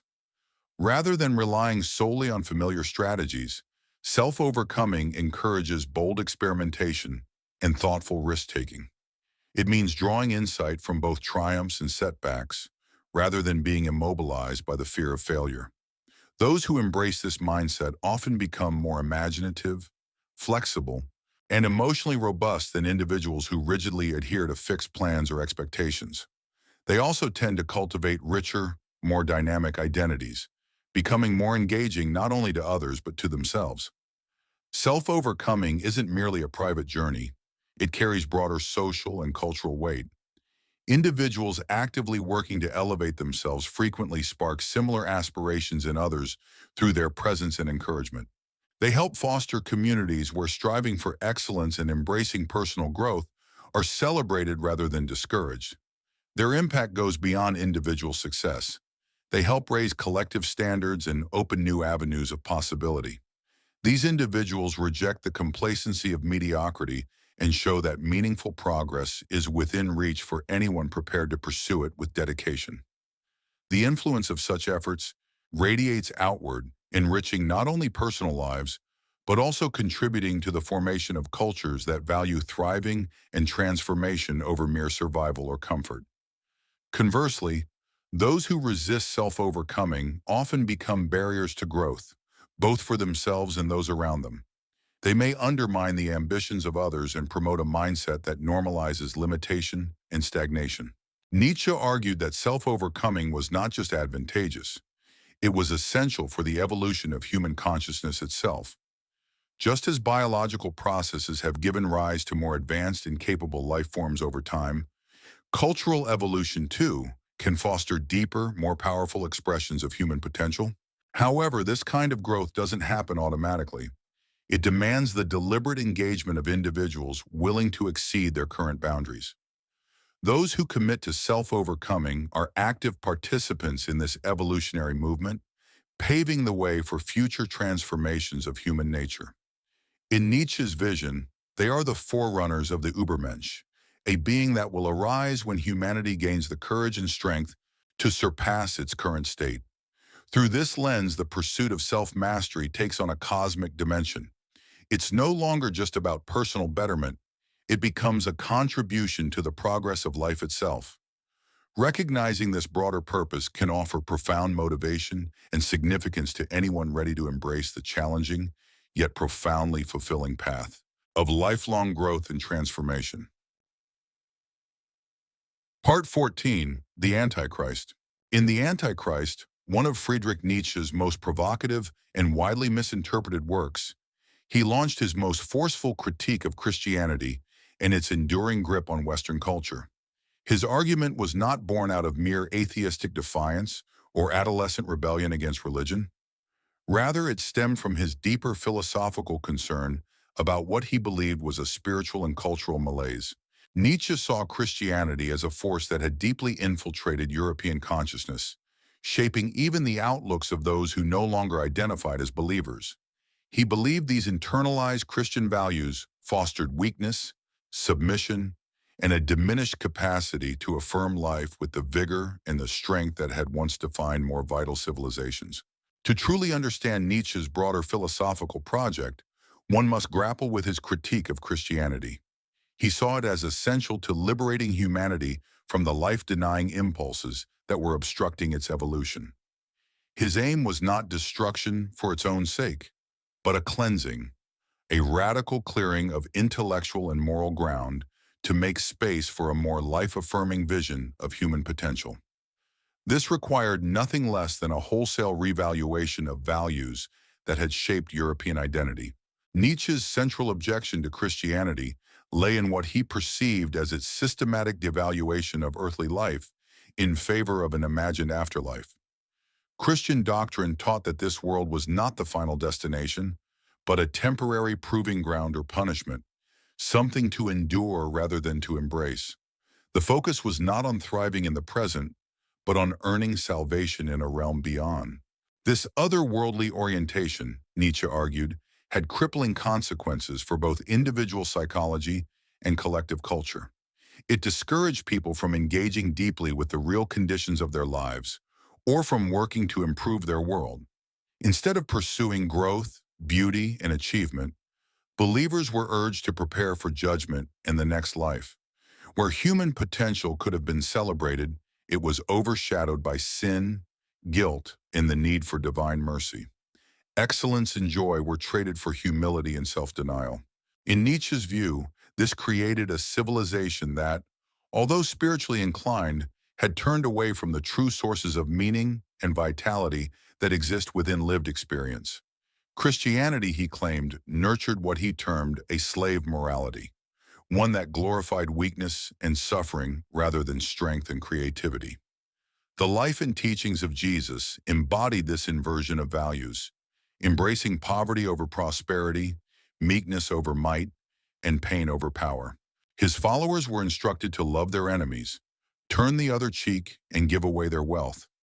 Lessons that may have offered comfort to the oppressed, but when adopted as the bedrock of an entire culture, led to stagnation. A civilization built on such values, Nietzsche warned, would eventually suppress ambition, discourage greatness, and teach individuals to feel shame rather than pride in their accomplishments. This culture of guilt and self-denial, he argued, gave rise to what he called the bad conscience. Instead of directing their natural drive and aggression outward, people turned it inward, becoming estranged from their own desires. They began to attack themselves psychologically, undermining their ability to pursue goals with passion and confidence. Christianity's emphasis on equality and universal love, while superficially noble, in Nietzsche's view, had further corrosive effects on cultural and social vitality. He maintained that these ideals, though seemingly virtuous, actually obstructed the recognition of genuine human differences, especially in talent and achievement. If every individual held equal worth in the eyes of God, then striving for excellence or surpassing others became pointless. If one was expected to love all people equally, then unique bonds and personal loyalties could be dismissed as selfish or exclusionary. Compassion for the suffering became the highest virtue, while strength and well-being were devalued. This ethos, Nietzsche believed, led to a kind of cultural leveling, a pressure to conform to mediocrity rather than aspire toward greatness. It flattened human ambition and discouraged the structures, like hierarchies, that were necessary for nurturing and preserving cultural progress across generations. Instead of uplifting humanity, Christian morality, in his eyes, kept it shackled to the lowest common denominator. Nietzsche was especially harsh in his criticism of Christianity's relationship to truth. He believed it had developed a fundamentally dishonest approach to knowledge and understanding. Christian doctrine asserted that it was grounded in divine revelation, offering definitive and timeless answers to life's most profound questions. However, these assertions could not be substantiated through logic or empirical observation. Instead, adherents were expected to embrace them purely on faith, without tangible evidence. This fostered a tendency to accept beliefs based on comfort or societal approval, rather than their truthfulness. This mindset led to a general mistrust of intellectual pursuits that might pose a threat to religious orthodoxy. Fields such as science, philosophy, and the arts became suspect, as they had the potential to yield conclusions that conflicted with established religious teachings. As a result, a culture emerged that outwardly revered truth, but was in reality structured around the preservation of comforting falsehoods. People became conditioned to speak publicly in ways that aligned with accepted norms while privately harboring doubts. They learned to suppress critical questions and uncertainties that might disrupt their sense of security. This widespread intellectual dishonesty tainted not only religious thought, but extended its influence across all cultural domains. It stifled authentic creativity and innovation, as individuals feared exploring ideas that might be labeled dangerous or heretical. Yet despite the sharpness of his critique, Nietzsche did not wholly reject Christianity's historical significance or deny its contributions to human advancement. He acknowledged that Christian ethics had played a role in taming violent tribes and fostering more compassionate societies during the turbulent periods following Rome's collapse. Values such as empathy, forgiveness, and concern for the vulnerable helped to curb brutality in many areas. Furthermore, Christianity was instrumental in the establishment of vital institutions like hospitals, educational systems, and charitable organizations, all of which improved countless lives. Its focus on personal conscience and inner moral life also influenced the evolution of psychology and ethical thought. However, Nietzsche contended that these positive developments had come at an excessive cost. He believed that Christianity had outlived its usefulness by the 19th century and was now more of a hindrance than a help to humanity's progress. Its preoccupation with the afterlife distracted people from confronting the practical and existential challenges of modern existence. Its insistence on equality hindered society's ability to recognize and cultivate genuine human excellence. Its dependence on faith over reason eroded the spirit of intellectual integrity essential for scientific and cultural advancement. Nietzsche's assault on Christianity was part of a broader mission to make room for new, healthier sources of spiritual meaning. He did not seek to abolish humanity's need for purpose or transcendence, but rather to reorient that yearning toward life itself instead of a fictional paradise beyond death. He advocated replacing Christian ideals with those of classical antiquity, ideals that celebrated strength, beauty, and greatness instead of weakness, conformity, and mediocrity.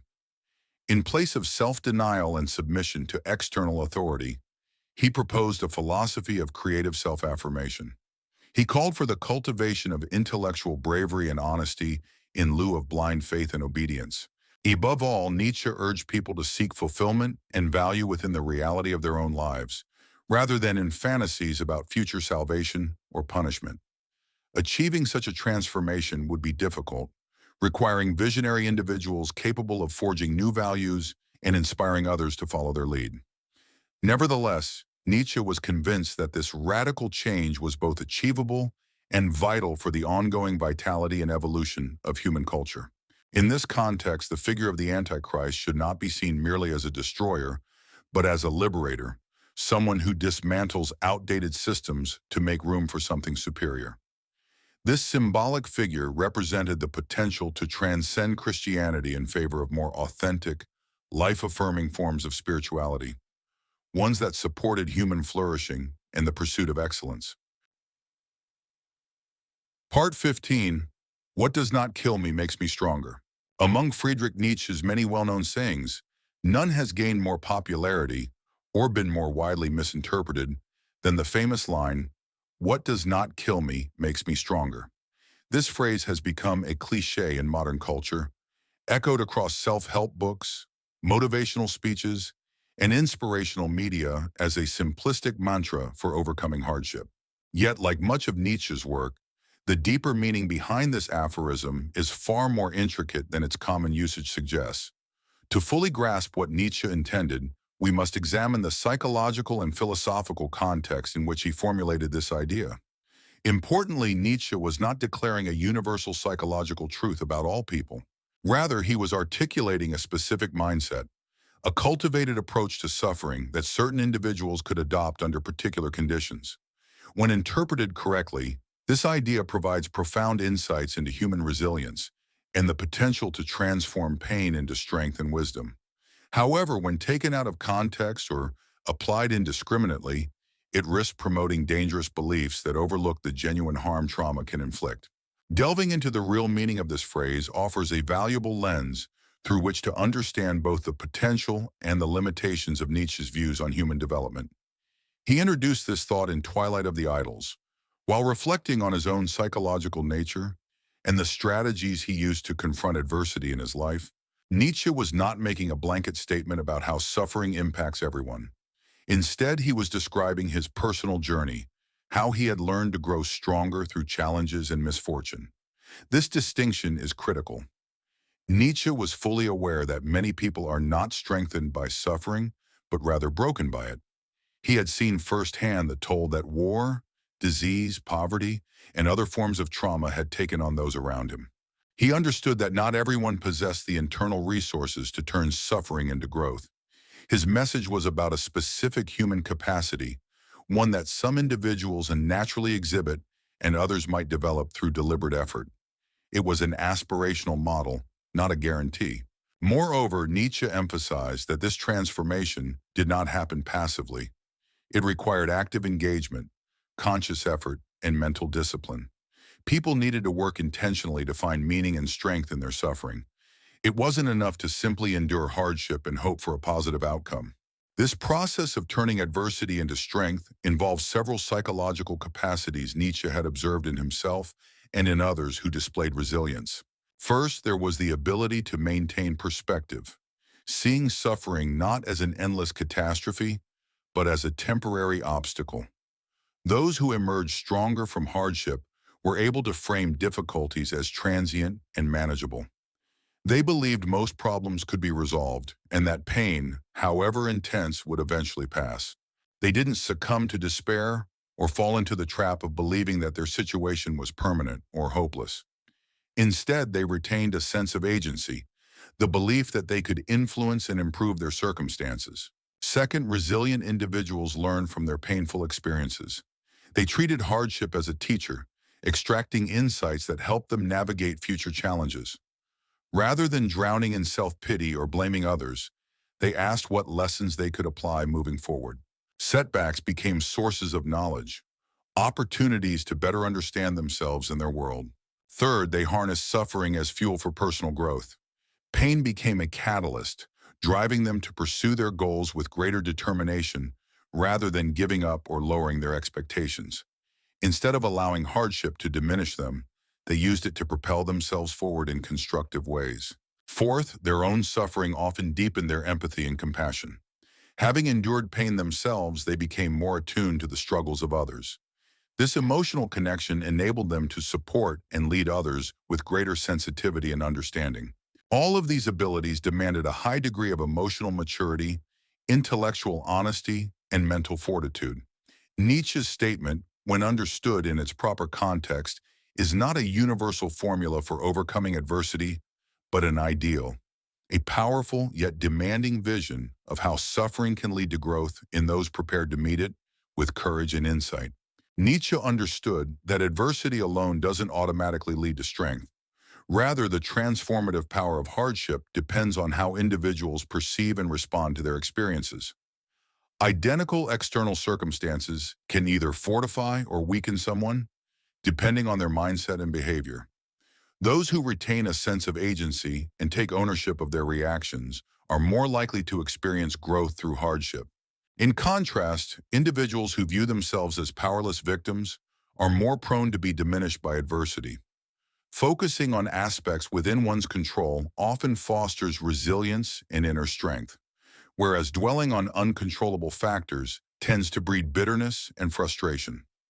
People who maintain a hopeful outlook and work steadily toward meaningful goals are better positioned to gain something valuable from their struggles, while those who succumb to despair and passivity are more likely to suffer lasting harm. Maintaining strong relationships and seeking emotional support also play a crucial role in recovery. Those who stay connected to others tend to heal more effectively than those who withdraw and attempt to bear the burden alone. The central insight here is that strength arises not from the suffering itself, but from the way individuals choose to relate to and engage with that suffering. Resilience, then, is not merely a matter of inherent personality traits or luck. It involves the deliberate cultivation of effective coping strategies and psychological skills.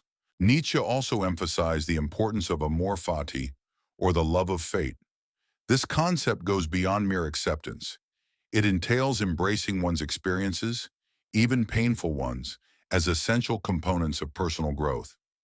Those who adopt this attitude can find gratitude for even their most difficult moments, recognizing that these experiences have helped shape who they've become. To erase those hardships would be to erase the wisdom, empathy, and inner strength that came from facing them. This perspective is far from passive resignation. It's an active and courageous affirmation of one's entire life, including its most painful chapters. Such an approach liberates individuals from the corrosive effects of resentment and regret, allowing them to appreciate the present and learn from the past. It also provides the psychological resilience needed to confront future adversity with a sense of calm and confidence. Nevertheless, Nietzsche's idea of becoming stronger through adversity should not be misinterpreted as a justification for needless suffering, nor as a denial of the very real and sometimes devastating impact of trauma. He never advocated seeking out pain, nor did he claim that all suffering is beneficial. Some experiences are so deeply traumatic that they can inflict long-term damage on a person's capacity to trust, connect, or maintain mental well-being. In some cases, the intensity of the trauma overwhelms an individual's ability to process or integrate it in a constructive way. Not everyone has the internal or external resources necessary to turn suffering into growth. Nietzsche's insight was that under the right conditions, with the proper inner resources and external support, some individuals can learn to grow stronger by confronting and overcoming adversity. But this is not a one-size-fits-all principle. It is better understood as a potential skill, one that can be developed, but only by those who are in a position to do so. Applying this insight wisely requires thoughtful discernment. People must learn to distinguish between hardships that offer opportunities for growth and traumas that pose serious psychological risks. They need to build emotional tools and social networks that help them engage with difficulties in constructive ways. Recognizing personal limits is just as important. Knowing when to seek help is a vital part of resilience. It's also crucial to tell the difference between purposeful suffering and suffering that serves no constructive end. Above all, the idea that adversity can foster strength must be seen as something that requires conscious effort and intention. It is not a passive or automatic process. When understood and applied appropriately, Nietzsche's philosophy can guide individuals toward greater resilience and deeper meaning in the face of life's inevitable hardships. But if misused or taken out of context, it can lead to harmful misconceptions that minimize the seriousness of trauma or discourage people from seeking the help they need. The aim is not to glorify suffering, but to cultivate the inner capacity to grow through whatever challenges life presents. This is both a psychological skill and a philosophical stance, one that, when nurtured wisely and responsibly, can serve as a powerful source of strength throughout a person's life. Part 16. The Apollonian and Dionysian. In the early stages of his philosophical journey, Nietzsche uncovered one of his most profound and lasting insights into human nature and culture. Through a deep examination of ancient Greek art and religion, he articulated a duality that underlies all creative and existential human endeavors. This insight first emerged in his debut work, The Birth of Tragedy, where he introduced two essential forces that govern the human experience and artistic expression. Nietzsche referred to these forces as the Apollonian and the Dionysian, naming them after two distinct Greek deities who symbolize contrasting approaches to life. Apollo, the god of light and clarity, stood for reason, structure, beauty, and individuality. Dionysus, in contrast, was the god of wine, ecstasy, and chaos, a figure who represented the dissolution of limits and the embrace of the irrational. Nietzsche contended that the interplay between these two energies was vital not only for the creation of profound art, but also for a complete and meaningful human life. He argued that it was precisely this dynamic tension between Apollonian order and Dionysian frenzy that fueled the exceptional creativity and vitality of Greek civilization. Yet modern Western culture, in Nietzsche's view, had become dangerously imbalanced, favoring Apollonian ideals while repressing the Dionysian spirit. The Apollonian encompasses all that shapes experience into coherent form. It is the architect of structure, clarity, and purpose in human life. This principle manifests in the creation of artful design, rational discourse, ethical codes, and stable personal identities. It strives for symmetry, precision, balance, and refinement. The Apollonian impulse seeks to comprehend the world by segmenting it, defining its elements, and understanding the laws that bind them. It introduces distinctions between self and other, virtue and vice, beauty and ugliness. It is responsible for the development of institutions, customs, and traditions that carry societal values across generations. Without this force, Nietzsche believed, life would descend into disorder and incoherence. There would be no shared language, no system of justice, and no ethical compass. In its absence, individuals would be submerged in the overwhelming immediacy of experience, unable to craft anything enduring or meaningful. Thus, the Apollonian provides the essential scaffolding upon which civilization is constructed. However, Nietzsche also insisted that this force alone cannot give rise to truly great art or a deeply satisfying life.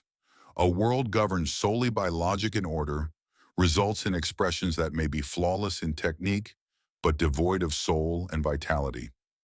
Those who confine themselves entirely within Apollonian boundaries often become inflexible, calculating and alienated from the deeper sources of inspiration and emotion. They may conform to social expectations and uphold appearances, yet remain disconnected from the passions that give life richness and spontaneity. Their creations may be aesthetically pleasing, but lack emotional resonance. Their lives, while outwardly successful, may feel empty within. For this reason, Nietzsche emphasized that the Dionysian element is just as essential to human well-being. The Dionysian infuses life with energy, desire, and the chaotic power of creative inspiration. It symbolizes the primal, ecstatic dimensions of the human psyche.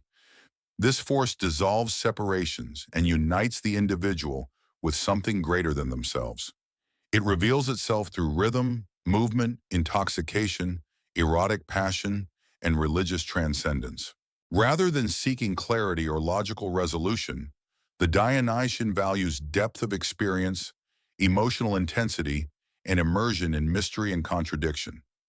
It embraces paradox and the unknown, rather than attempting to tame them through analysis. This impulse honors the body, the emotions, and the subconscious mind, challenging the dominance of intellect and rationality. It reconnects us with nature and the animal instincts that are intrinsic to our being. It serves as a reminder that we are not merely rational thinkers, but sentient, embodied beings, immersed in the cycles of life and death. When the Dionysian is denied, life becomes synthetic and barren. We lose our connection to the very forces that ignite purpose and passion.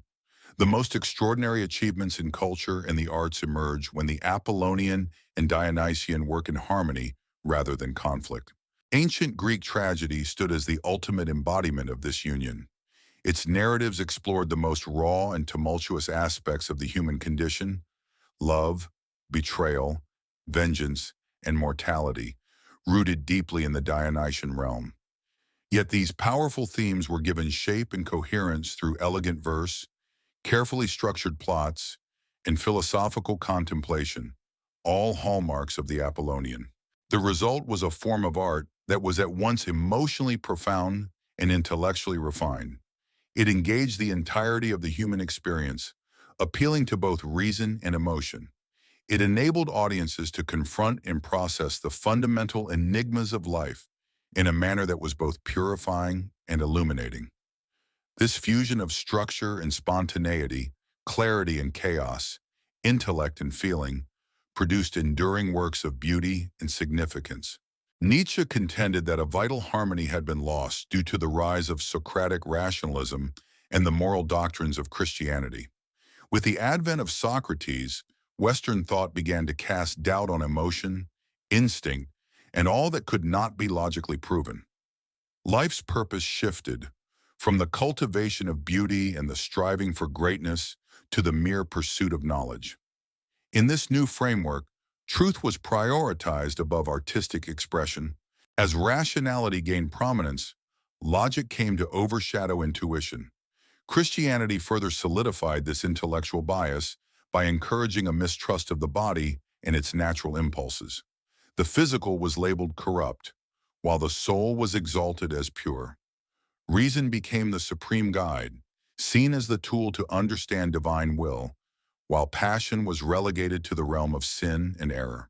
This led to a cultural trajectory that Nietzsche saw as increasingly imbalanced and hostile to life's full expression.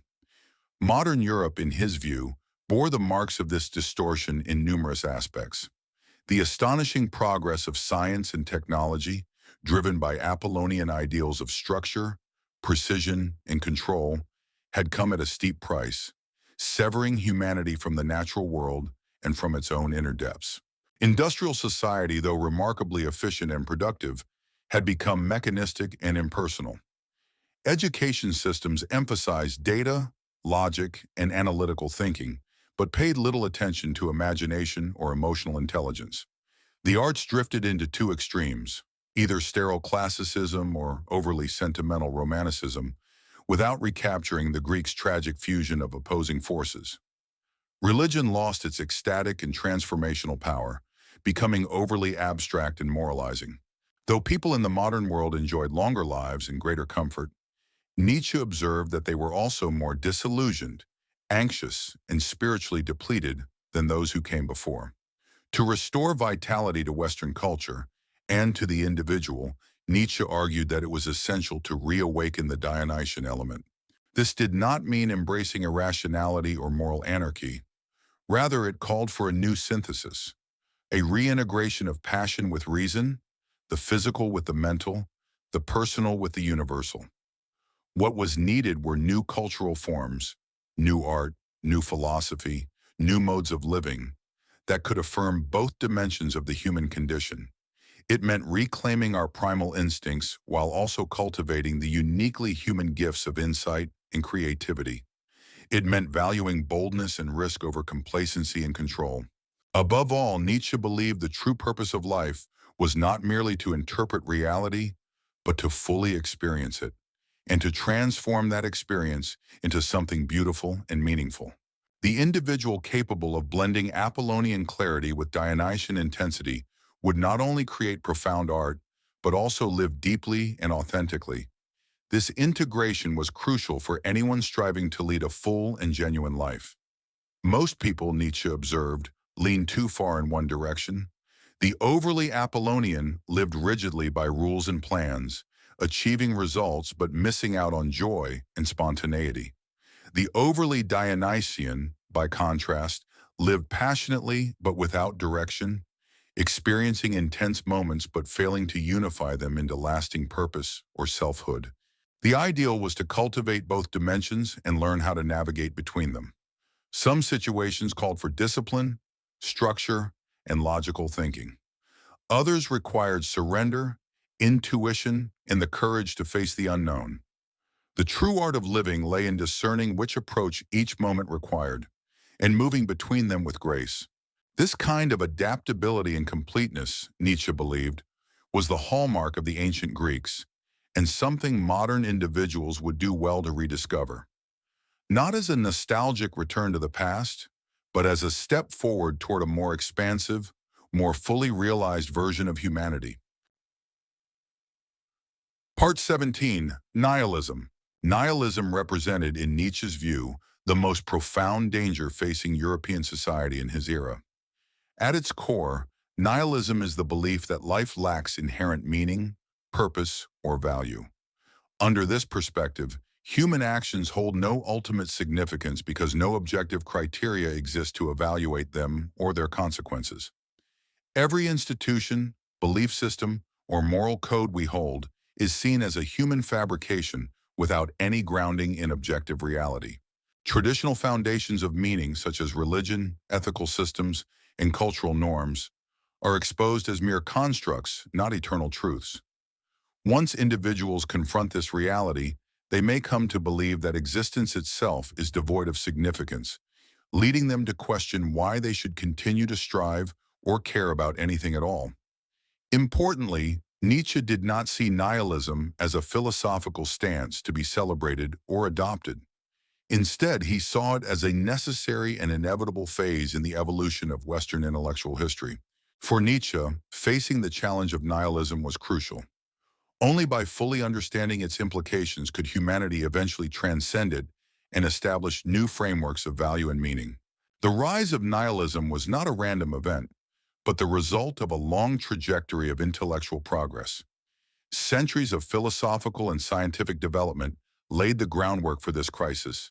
The scientific revolution revealed that the universe operated according to impersonal physical laws rather than divine intervention.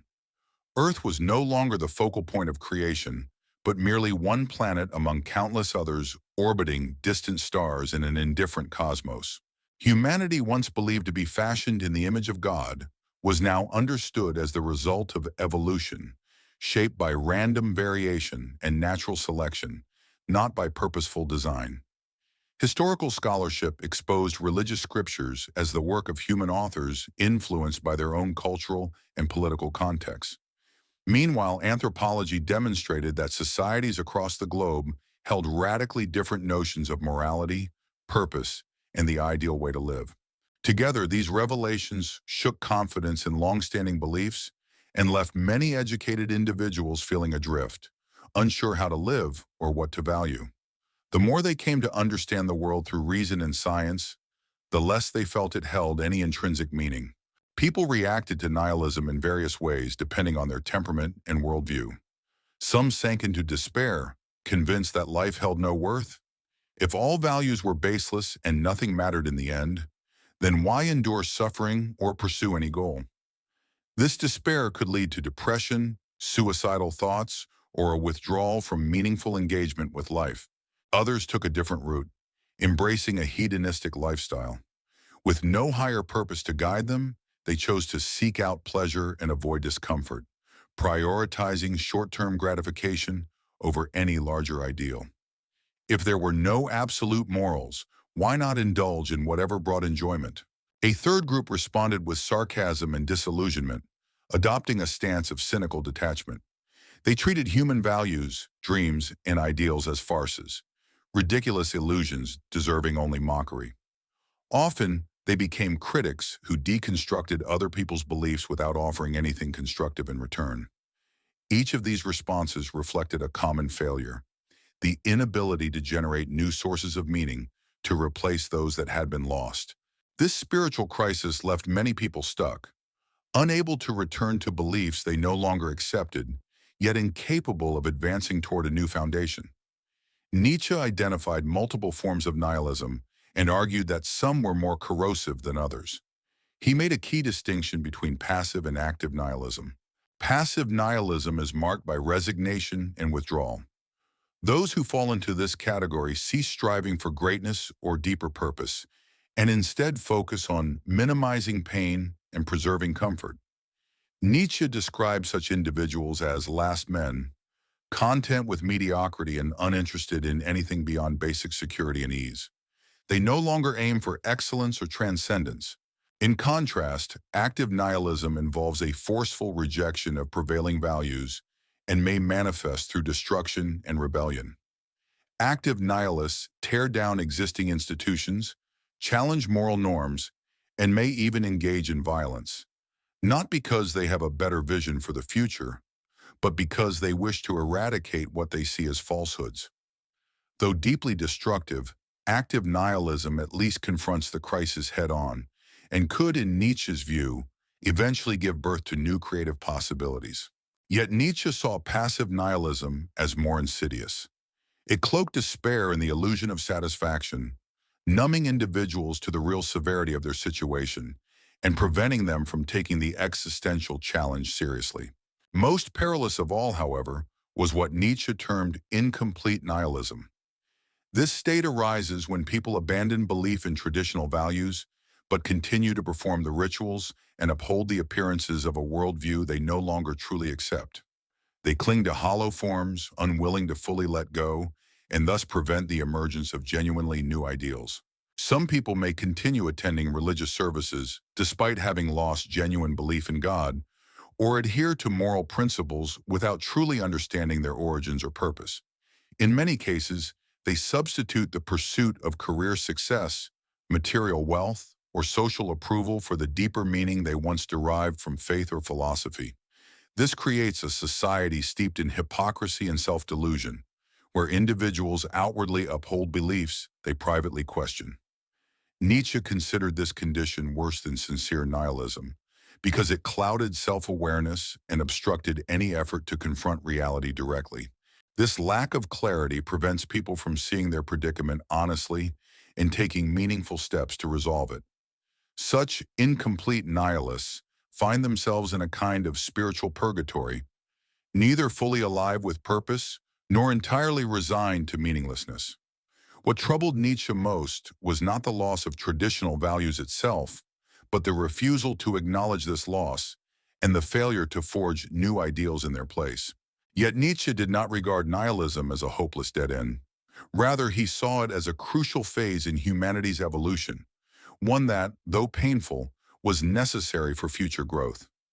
Just as individuals often undergo periods of crisis before maturing, entire civilizations may need to confront the emptiness of inherited beliefs before they can develop more authentic systems of meaning. In Nietzsche's view, Nihilism acted like a cleansing fever, destroying outdated illusions so that a healthier cultural and spiritual foundation could be built.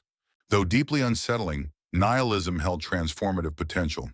It forced individuals to discard comforting falsehoods and take full responsibility for crafting their own values. The alternative, clinging to hollow traditions that no longer fulfill their original roles, would only result in stagnation and denial. Nietzsche believed it was far better to confront the truth of the human condition, however difficult, than to remain trapped in illusion. Such honesty, however, demanded immense bravery. Abandoning inherited worldviews meant letting go of the psychological safety they provided, often without any assurance that new, meaningful frameworks could take their place. The solution to nihilism was not to replace old certainties with new dogmas, but to cultivate the inner strength and creativity needed to generate meaning through human will. This was the mission Nietzsche assigned to what he called the free spirits, and ultimately to the figure of the Übermensch. These extraordinary individuals would refuse to passively accept secondhand answers to life's fundamental questions. Instead, they would embrace the challenge of defining their own values and purposes. For them, meaning would not be something to uncover, but something to invent, through deliberate action, artistic expression, and personal commitment. They would possess the resilience to live without absolute truths and the imagination to construct meaningful lives from the raw materials of existence. By doing so, they would set a powerful example, encouraging others to explore similar paths. Over time, their influence could give rise to a new culture, one grounded not in divine authority or rigid tradition, but in human creativity and self-determination. This cultural transformation would be slow and arduous. Not everyone would be able to make the transition. Many people, Nietzsche acknowledged, would still need the structure and reassurance offered by traditional belief systems. For them, religion, ideology, or some other external authority would continue to serve as a necessary guide to life. But there would always be a few rare individuals capable of generating new forms of value. Value creators whose contributions could ultimately benefit all of humanity. Like visionary artists unveiling new dimensions of beauty, or scientists uncovering hidden truths about the universe, these creators of meaning would lead the way forward. Their breakthroughs would gradually permeate society, forming the basis for a more vital, life-affirming culture. Although this evolution might take generations, or even centuries, it represented the only real path out of the nihilistic crisis. In this light, nihilism was not a final verdict, but the beginning of a new phase in human development. It marked the necessary clearing of the ground before something stronger, richer, and more meaningful could emerge. Part 18, The Free Spirit. Throughout his philosophical work, Nietzsche consistently praised a distinctive kind of individual he termed the free spirit. This figure embodied his vision of someone who had attained both intellectual and moral independence, an individual who had broken away from the dominant ideologies and cultural assumptions of their time. The free spirit wasn't merely a rebel for rebellion's sake, nor someone who rejected traditions out of bitterness. Rather, this person had cultivated the inner strength and insight to think independently about life's deepest questions, those concerning truth, value, and meaning. They approached inherited doctrines with a critical eye, yet remained open to fresh perspectives and unfamiliar ideas. In Nietzsche's view, the free spirit symbolized what humanity could become if it escaped the mental conformity that shaped the thinking of the majority. To him, the free spirit was not only a rare type already present in some exceptional individuals, but also a potential within reach for others, something that could be cultivated through learning and personal growth. These were the forward thinkers who would guide humanity into a richer, more imaginative future. The path to becoming a free spirit usually began with a period of deep questioning and internal unrest, a phase Nietzsche referred to as the liberation of the spirit. Most people grew up immersed in cultural systems that handed them ready-made answers to profound existential questions. From a young age, they absorbed beliefs about God, ethics, politics, and life's purpose through their families, schools, and social environments. These convictions felt self-evident, largely because they were constantly affirmed by the surrounding community.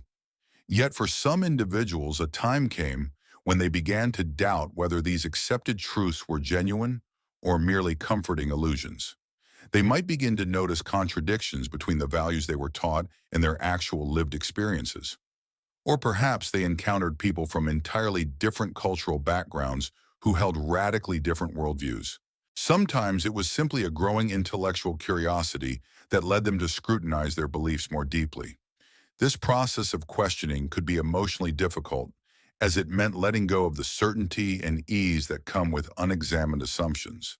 Still, Nietzsche saw this discomfort as a necessary step toward genuine understanding, as opposed to blind conformity. This journey of liberation usually unfolded in several distinct phases, often over many years or even decades. It typically began with the realization that many of the beliefs they had once accepted without question were actually uncertain or even false. This revelation could be deeply unsettling, leaving them feeling disoriented and unsure of their place in the world. Following this awakening came a period of rigorous doubt and criticism. During this time, they subjected their entire belief system to close scrutiny, testing which ideas could endure rational examination. This critical stage was often succeeded by a more experimental phase, where they explored new philosophies, ethical frameworks, and ways of life. They might adopt various perspectives or lifestyles in search of what truly resonated with them. If this process went well, it would culminate in a moment of creative integration. At this final stage, the individual was able to synthesize insights drawn from various traditions, discarding what was no longer relevant or constructive. What emerged was a worldview shaped by personal reflection and critical engagement, not simply inherited from others. These individuals became true free spirits, capable of original thought, yet still appreciative of the enduring wisdom of the past. Not everyone who embarked on this transformative path reached the end successfully, but those who did attained a level of intellectual and spiritual maturity that was both rare and deeply meaningful. One of the defining traits of the free spirit was their commitment to intellectual honesty and their readiness to confront uncomfortable truths.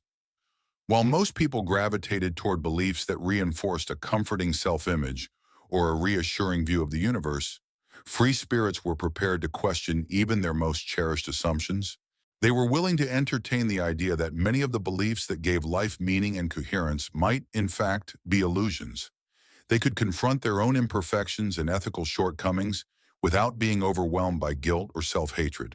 They accepted that the universe might be indifferent to human hopes and fears, yet didn't surrender to nihilism. They recognized that their own culture or historical moment wasn't inherently superior to others, but they didn't let this insight dissolve into moral relativism. Because of their intellectual courage, free spirits were able to perceive reality with greater clarity than those who clung to comforting delusions. They didn't let wishful thinking distort their understanding of the world, and in doing so, they carved out a path to deeper wisdom and authentic freedom. Free spirits were no longer burdened by the need to defend illusions or chase unattainable ideals.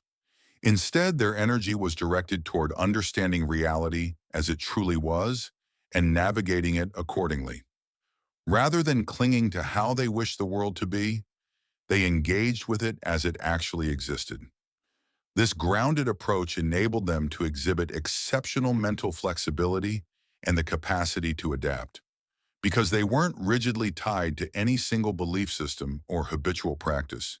They were free to evolve. When presented with new information or compelling arguments, they were able to shift their perspectives. They welcomed dialogue with those who held differing views and drew insight from unexpected sources.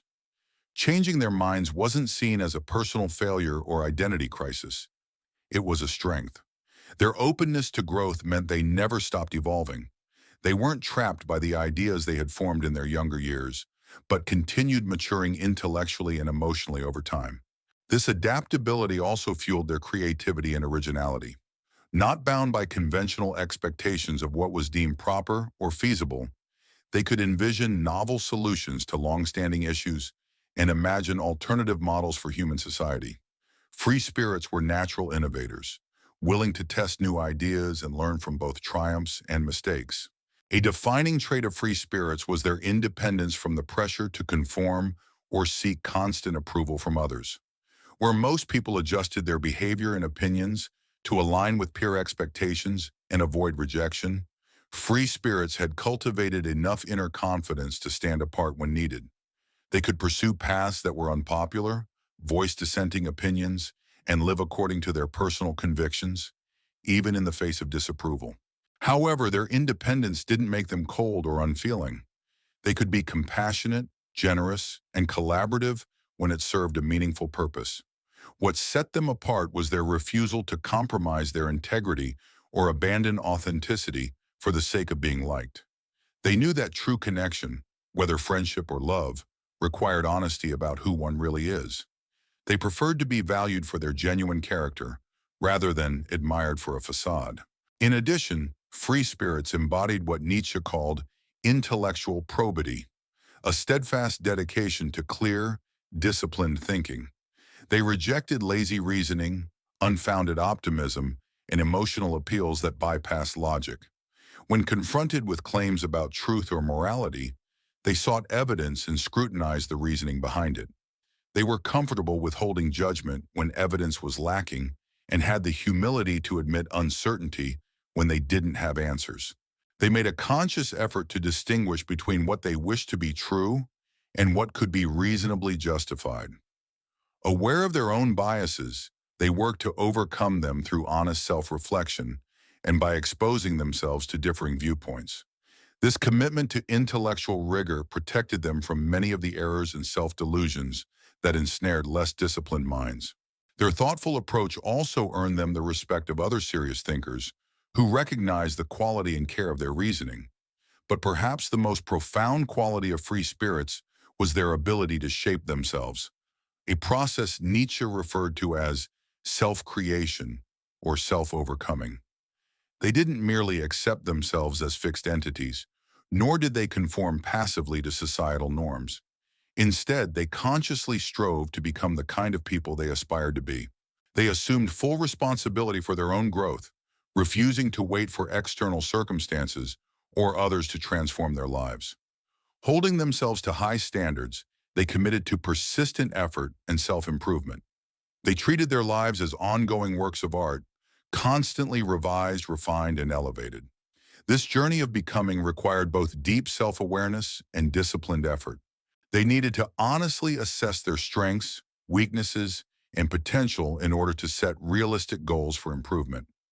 At the same time, they had to summon the willpower to pursue those goals, especially when the path became tedious or difficult. The end result was a person who had taken an active role in shaping their identity, rather than simply being shaped by external forces. They achieved a kind of freedom that extended beyond thought. It became ingrained in their very existence. They liberated themselves from constraints most people regarded as fixed, demonstrating that human potential was not a limit, but a challenge to be overcome. Part 19. The Psychology of Herd Mentality. One of Nietzsche's most profound insights was his recognition of what he described as the herd mentality, a dominant force shaping much of human thought and behavior. He noted that most people do not genuinely think independently, but rather adopt the convictions, customs, and values of the social groups to which they belong. Much like animals that follow the herd for protection and cohesion, people tend to seek comfort and security through conformity and shared belief systems. Fitting in is often prioritized over critical thinking or the pursuit of personal insight. While this instinct isn't inherently malicious or despicable, Nietzsche believed it hindered individuals from reaching their full potential and cultivating a truly distinct sense of self. This mindset fostered societies that, while orderly and consistent, were often devoid of originality, imagination, and excellence. Nietzsche identified herd mentality as a central barrier to human growth and self-actualization. To him, confronting and transcending this mindset was essential for anyone aspiring to live a sincere and purpose-driven life. Gaining awareness of its mechanisms was, therefore, a critical step toward personal freedom and autonomy. The roots of herd behavior lie deep within human evolutionary history. For millennia, human beings relied on small, tightly knit groups to survive. These groups offered safety from predators, cooperative strategies for gathering food, and mutual support in raising offspring. Those who adapted well to group living had better chances of survival and reproduction than those who lived in isolation. As a result, humans evolved strong psychological tendencies toward group conformity, obedience, and loyalty. Straying too far from communal norms often led to exclusion or punishment, outcomes that could be fatal in harsh environments. Over generations, people developed acute social awareness. They became instinctively attuned to the behaviors and judgments of others, adjusting their own actions to align with the group.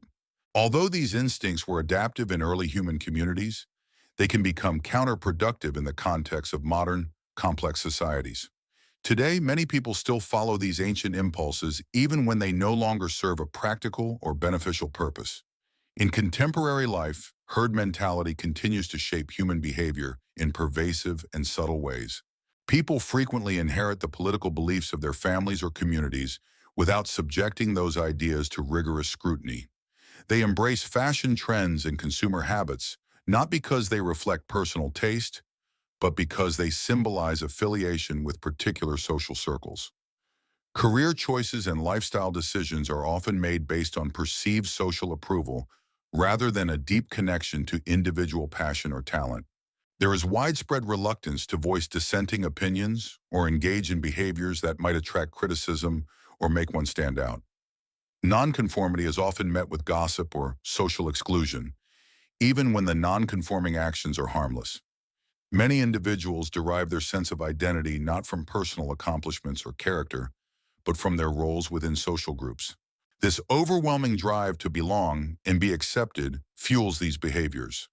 While conformity can promote social cohesion and cooperation, it also carries significant drawbacks. When most people think and act alike, innovation stagnates and resistance to necessary change increases. New perspectives that challenge the status quo are frequently dismissed before being seriously considered. Creative individuals who might contribute transformative ideas are often dissuaded from pursuing their unique paths. Urgent problems may remain unresolved simply because they demand thinking that falls outside the bounds of conventional wisdom. Unity may be preserved, but often at the cost of progress. Moreover, herd mentality exposes people to manipulation by those who understand how to exploit the need for inclusion and reassurance. Charismatic leaders or demagogues can rally widespread support for harmful or regressive policies by appealing to group loyalty or by painting dissenters as enemies. When this happens, individuals lose their ability to reason independently and instead become instruments for those skilled in exploiting collective instincts. The end result is a society that may feel emotionally secure and comforting to its members, but fails to reach intellectual or ethical heights. It becomes a place where comfort is valued over truth and mediocrity is accepted over greatness. Nietzsche was deeply troubled by the way herd mentality suppressed the growth of extraordinary individuals who had the potential to transform human thought and culture. These uncommon figures often held perspectives that diverged from mainstream views and chased ambitions that the majority failed to appreciate or understand. If they gave in to the pressure to blend in, their rare abilities would be squandered, depriving humanity of their potential contributions. However, if they chose to defy the norm, they frequently encountered social rejection, personal hardship, and the risk of never achieving their aims. Throughout history, countless trailblazing artists, thinkers, scientists, and reformers were dismissed in their own time, only to be celebrated long after their deaths. This collective mindset created a systemic aversion to progress and excellence, ultimately stifling innovation and diminishing both individual potential and societal advancement. Instead of uplifting greatness, the herd often rewarded mediocrity and conformity, leading Nietzsche to believe that this dynamic was contributing to a slow erosion of human achievement and character. Those who were truly exceptional needed to grasp how these forces operated so they could guard their integrity while still finding ways to offer their unique insights to the world. The grip of herd mentality extended far beyond blatant peer pressure or overt social norms. It penetrated to subtle and unconscious levels, shaping how people thought, spoke, and made sense of reality. The very language individuals used, developed over generations of communal interaction, contained hidden assumptions about what was true and valuable. The frameworks people employed to interpret the world were rooted in the historical and cultural settings they inherited. Even the most fundamental beliefs regarding logic, reason, and evidence were shaped by intellectual traditions that were themselves the products of collective influence. As a result, even those who considered themselves independent thinkers were often operating within systems of thought established by others. True freedom of mind required recognizing these deeper currents and learning to question not just individual ideas, but the entire structure through which those ideas were formed. This was no easy task. Very few possessed the ability to accomplish it fully. Breaking free from the herd required cultivating what Nietzsche called inner bravery and moral resilience. It demanded a readiness to stand apart when necessary and to tolerate the unease that came with doubt, isolation, and criticism. People needed to develop independent judgment and trust their personal perceptions and insights, even when these clashed with collective opinion. They had to build a sense of self strong enough to resist the urge to conform to social expectations. This path often included a painful stage of withdrawal and estrangement, as individuals distanced themselves from the communities and norms that once gave them a sense of belonging. In the process, they might lose personal relationships, disappoint loved ones, or be cast out from familiar social networks that had previously provided comfort. Yet if they remained steadfast during this difficult transition, they could emerge as truly autonomous individuals capable of original thought and authentic self-expression. Nietzsche referred to such people as free spirits, those who had something genuinely distinct and meaningful to offer the world. Still, Nietzsche did not suggest that one should reject all social interaction or retreat into total solitude. Even the most self-reliant thinkers needed to engage with others and benefit from shared human experience. The objective was not to eliminate social influence altogether, but to become more mindful and discerning in deciding which influences to embrace and which to discard. Free spirits could draw wisdom from tradition without surrendering their right to critique and reshape it. They could build genuine connections with others while still preserving their autonomy and sense of self. They could participate in the broader social fabric while maintaining an independent outlook and mode of being. What mattered most was achieving a dynamic equilibrium between belonging and freedom. Such a balance supported both individual growth and meaningful contributions to the broader human community. Although this equilibrium required ongoing reflection and adjustment, it was vital for anyone who sought to live as a fully realized individual, rather than simply as a follower of the crowd. Part 20, The Death of Tragedy. In The Birth of Tragedy, his first major philosophical work, Nietzsche offered a groundbreaking interpretation of why ancient Greek civilization had been so uniquely rich in creativity, and why modern European culture seemed comparatively stagnant and devoid of vitality. According to Nietzsche, the Greeks had managed to strike a remarkable harmony between two opposing aspects of human nature, which he named the Apollonian and the Dionysian. This dynamic equilibrium reached its most profound artistic form in Greek tragedy, an art that married structured rationality with raw emotional depth, aesthetic refinement with chaotic intensity. But this artistic pinnacle was dismantled with the advent of Socratic rationalism, and according to Nietzsche, it had never been truly revived. The loss of tragedy marked more than the disappearance of a genre. It signified the beginning of a long cultural decay, one that Nietzsche believed still permeated European society in his own era.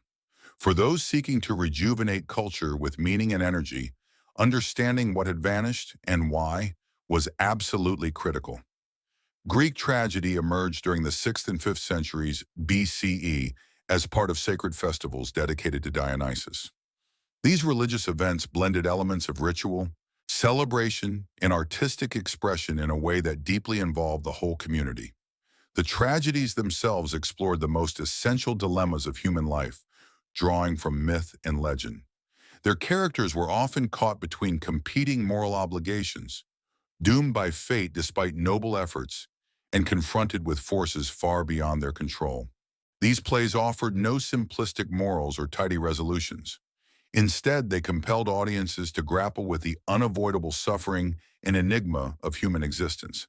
Yet they did this with such beauty and vitality that the overall effect affirmed life, even in its darkest moments.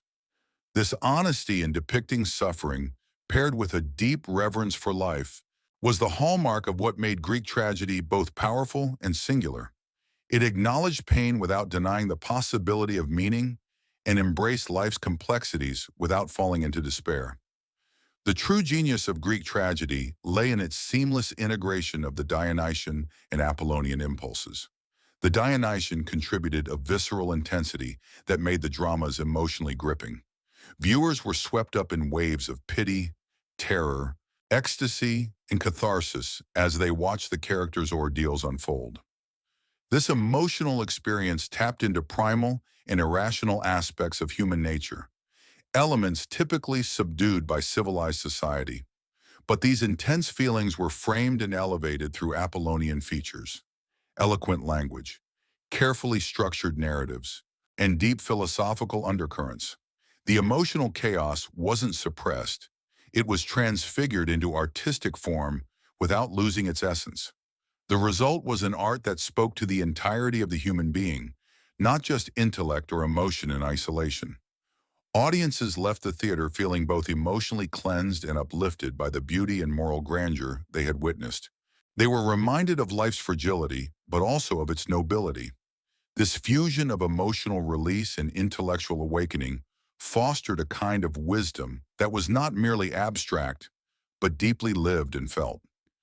However, this ideal synthesis unraveled with what Nietzsche described as the Socratic turn in Greek philosophy.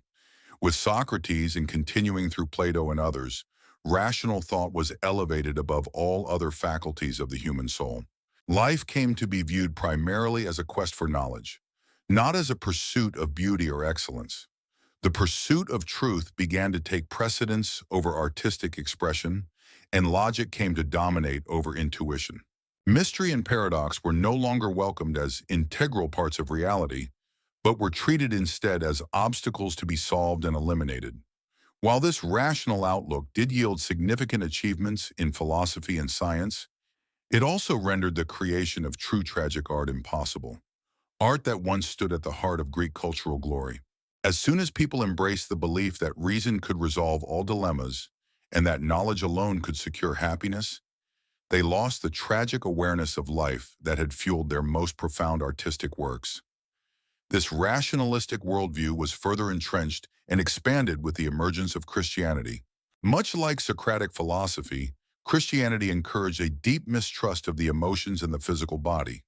The human form was regarded as inherently sinful, while the soul was idealized as pure and untainted. Earthly life came to be seen not as meaningful in its own right, but as a fleeting trial preparing the soul for the afterlife. Suffering was interpreted either as divine punishment for wrongdoing or as a test that would eventually be rewarded in heaven. Artistic beauty and excellence were often viewed with suspicion, seen as dangerous temptations that could lead to pride or vanity. Consequently, the prevailing culture gradually turned inward and away from the world, becoming more fixated on the afterlife and increasingly dismissive of life's immediate value. In this worldview, the highest priorities shifted toward personal morality and spiritual redemption, rather than the pursuit of artistic greatness or the cultivation of human potential. The tragic sensibility that had once driven Greek art and thought was replaced by a rigid moralism, which offered the promise of ultimate justice and eternal happiness to those who followed the prescribed path. This change rendered tragedy untenable, as true tragedy demands an acceptance that life is fundamentally fraught with irresolvable tensions. At the heart of tragedy lies the recognition that certain conflicts are beyond reconciliation. The disappearance of this tragic perspective had profound effects on European cultural life. In its absence, art veered towards superficial classicism or overly sentimental romanticism, lacking the emotional and philosophical depth that had once defined Greek drama. Philosophy, too, lost its visceral engagement with the realities of human existence. retreating instead into abstract theorizing and scholastic detachment. Religion, similarly, grew moralistic and cerebral, trading its ecstatic and transformative power for rational structure and ethical instruction. As a result, people became less capable of embracing life in its full, contradictory richness. They either dismissed suffering with overly optimistic ideologies or were engulfed by despair through darkly pessimistic ones. What was lost was the tragic wisdom that finds meaning and beauty in struggle itself. This cultural shift left the human spirit impoverished, even amid remarkable progress in science and ethics. While humanity advanced in knowledge and developed more refined moral systems, it lost touch with the deeper joy and insight that comes from confronting life's full spectrum. Rather than becoming more expansive and brave, people became more timid and diminished in spirit. Friedrich Nietzsche believed that rekindling the tragic worldview was crucial for the revitalization of European culture. But this revival did not mean reverting to ancient Greek plays or traditional religious rites. Instead, Nietzsche called for the creation of new forms of expression that could reconcile reason with feeling, structure with chaos, and aesthetic beauty with existential truth. Such a renewal demanded a bold intellectual honesty, a willingness to face life's harsh truths without relying on comforting illusions. It also required an artistic imagination capable of turning suffering and uncertainty into something meaningful and even beautiful.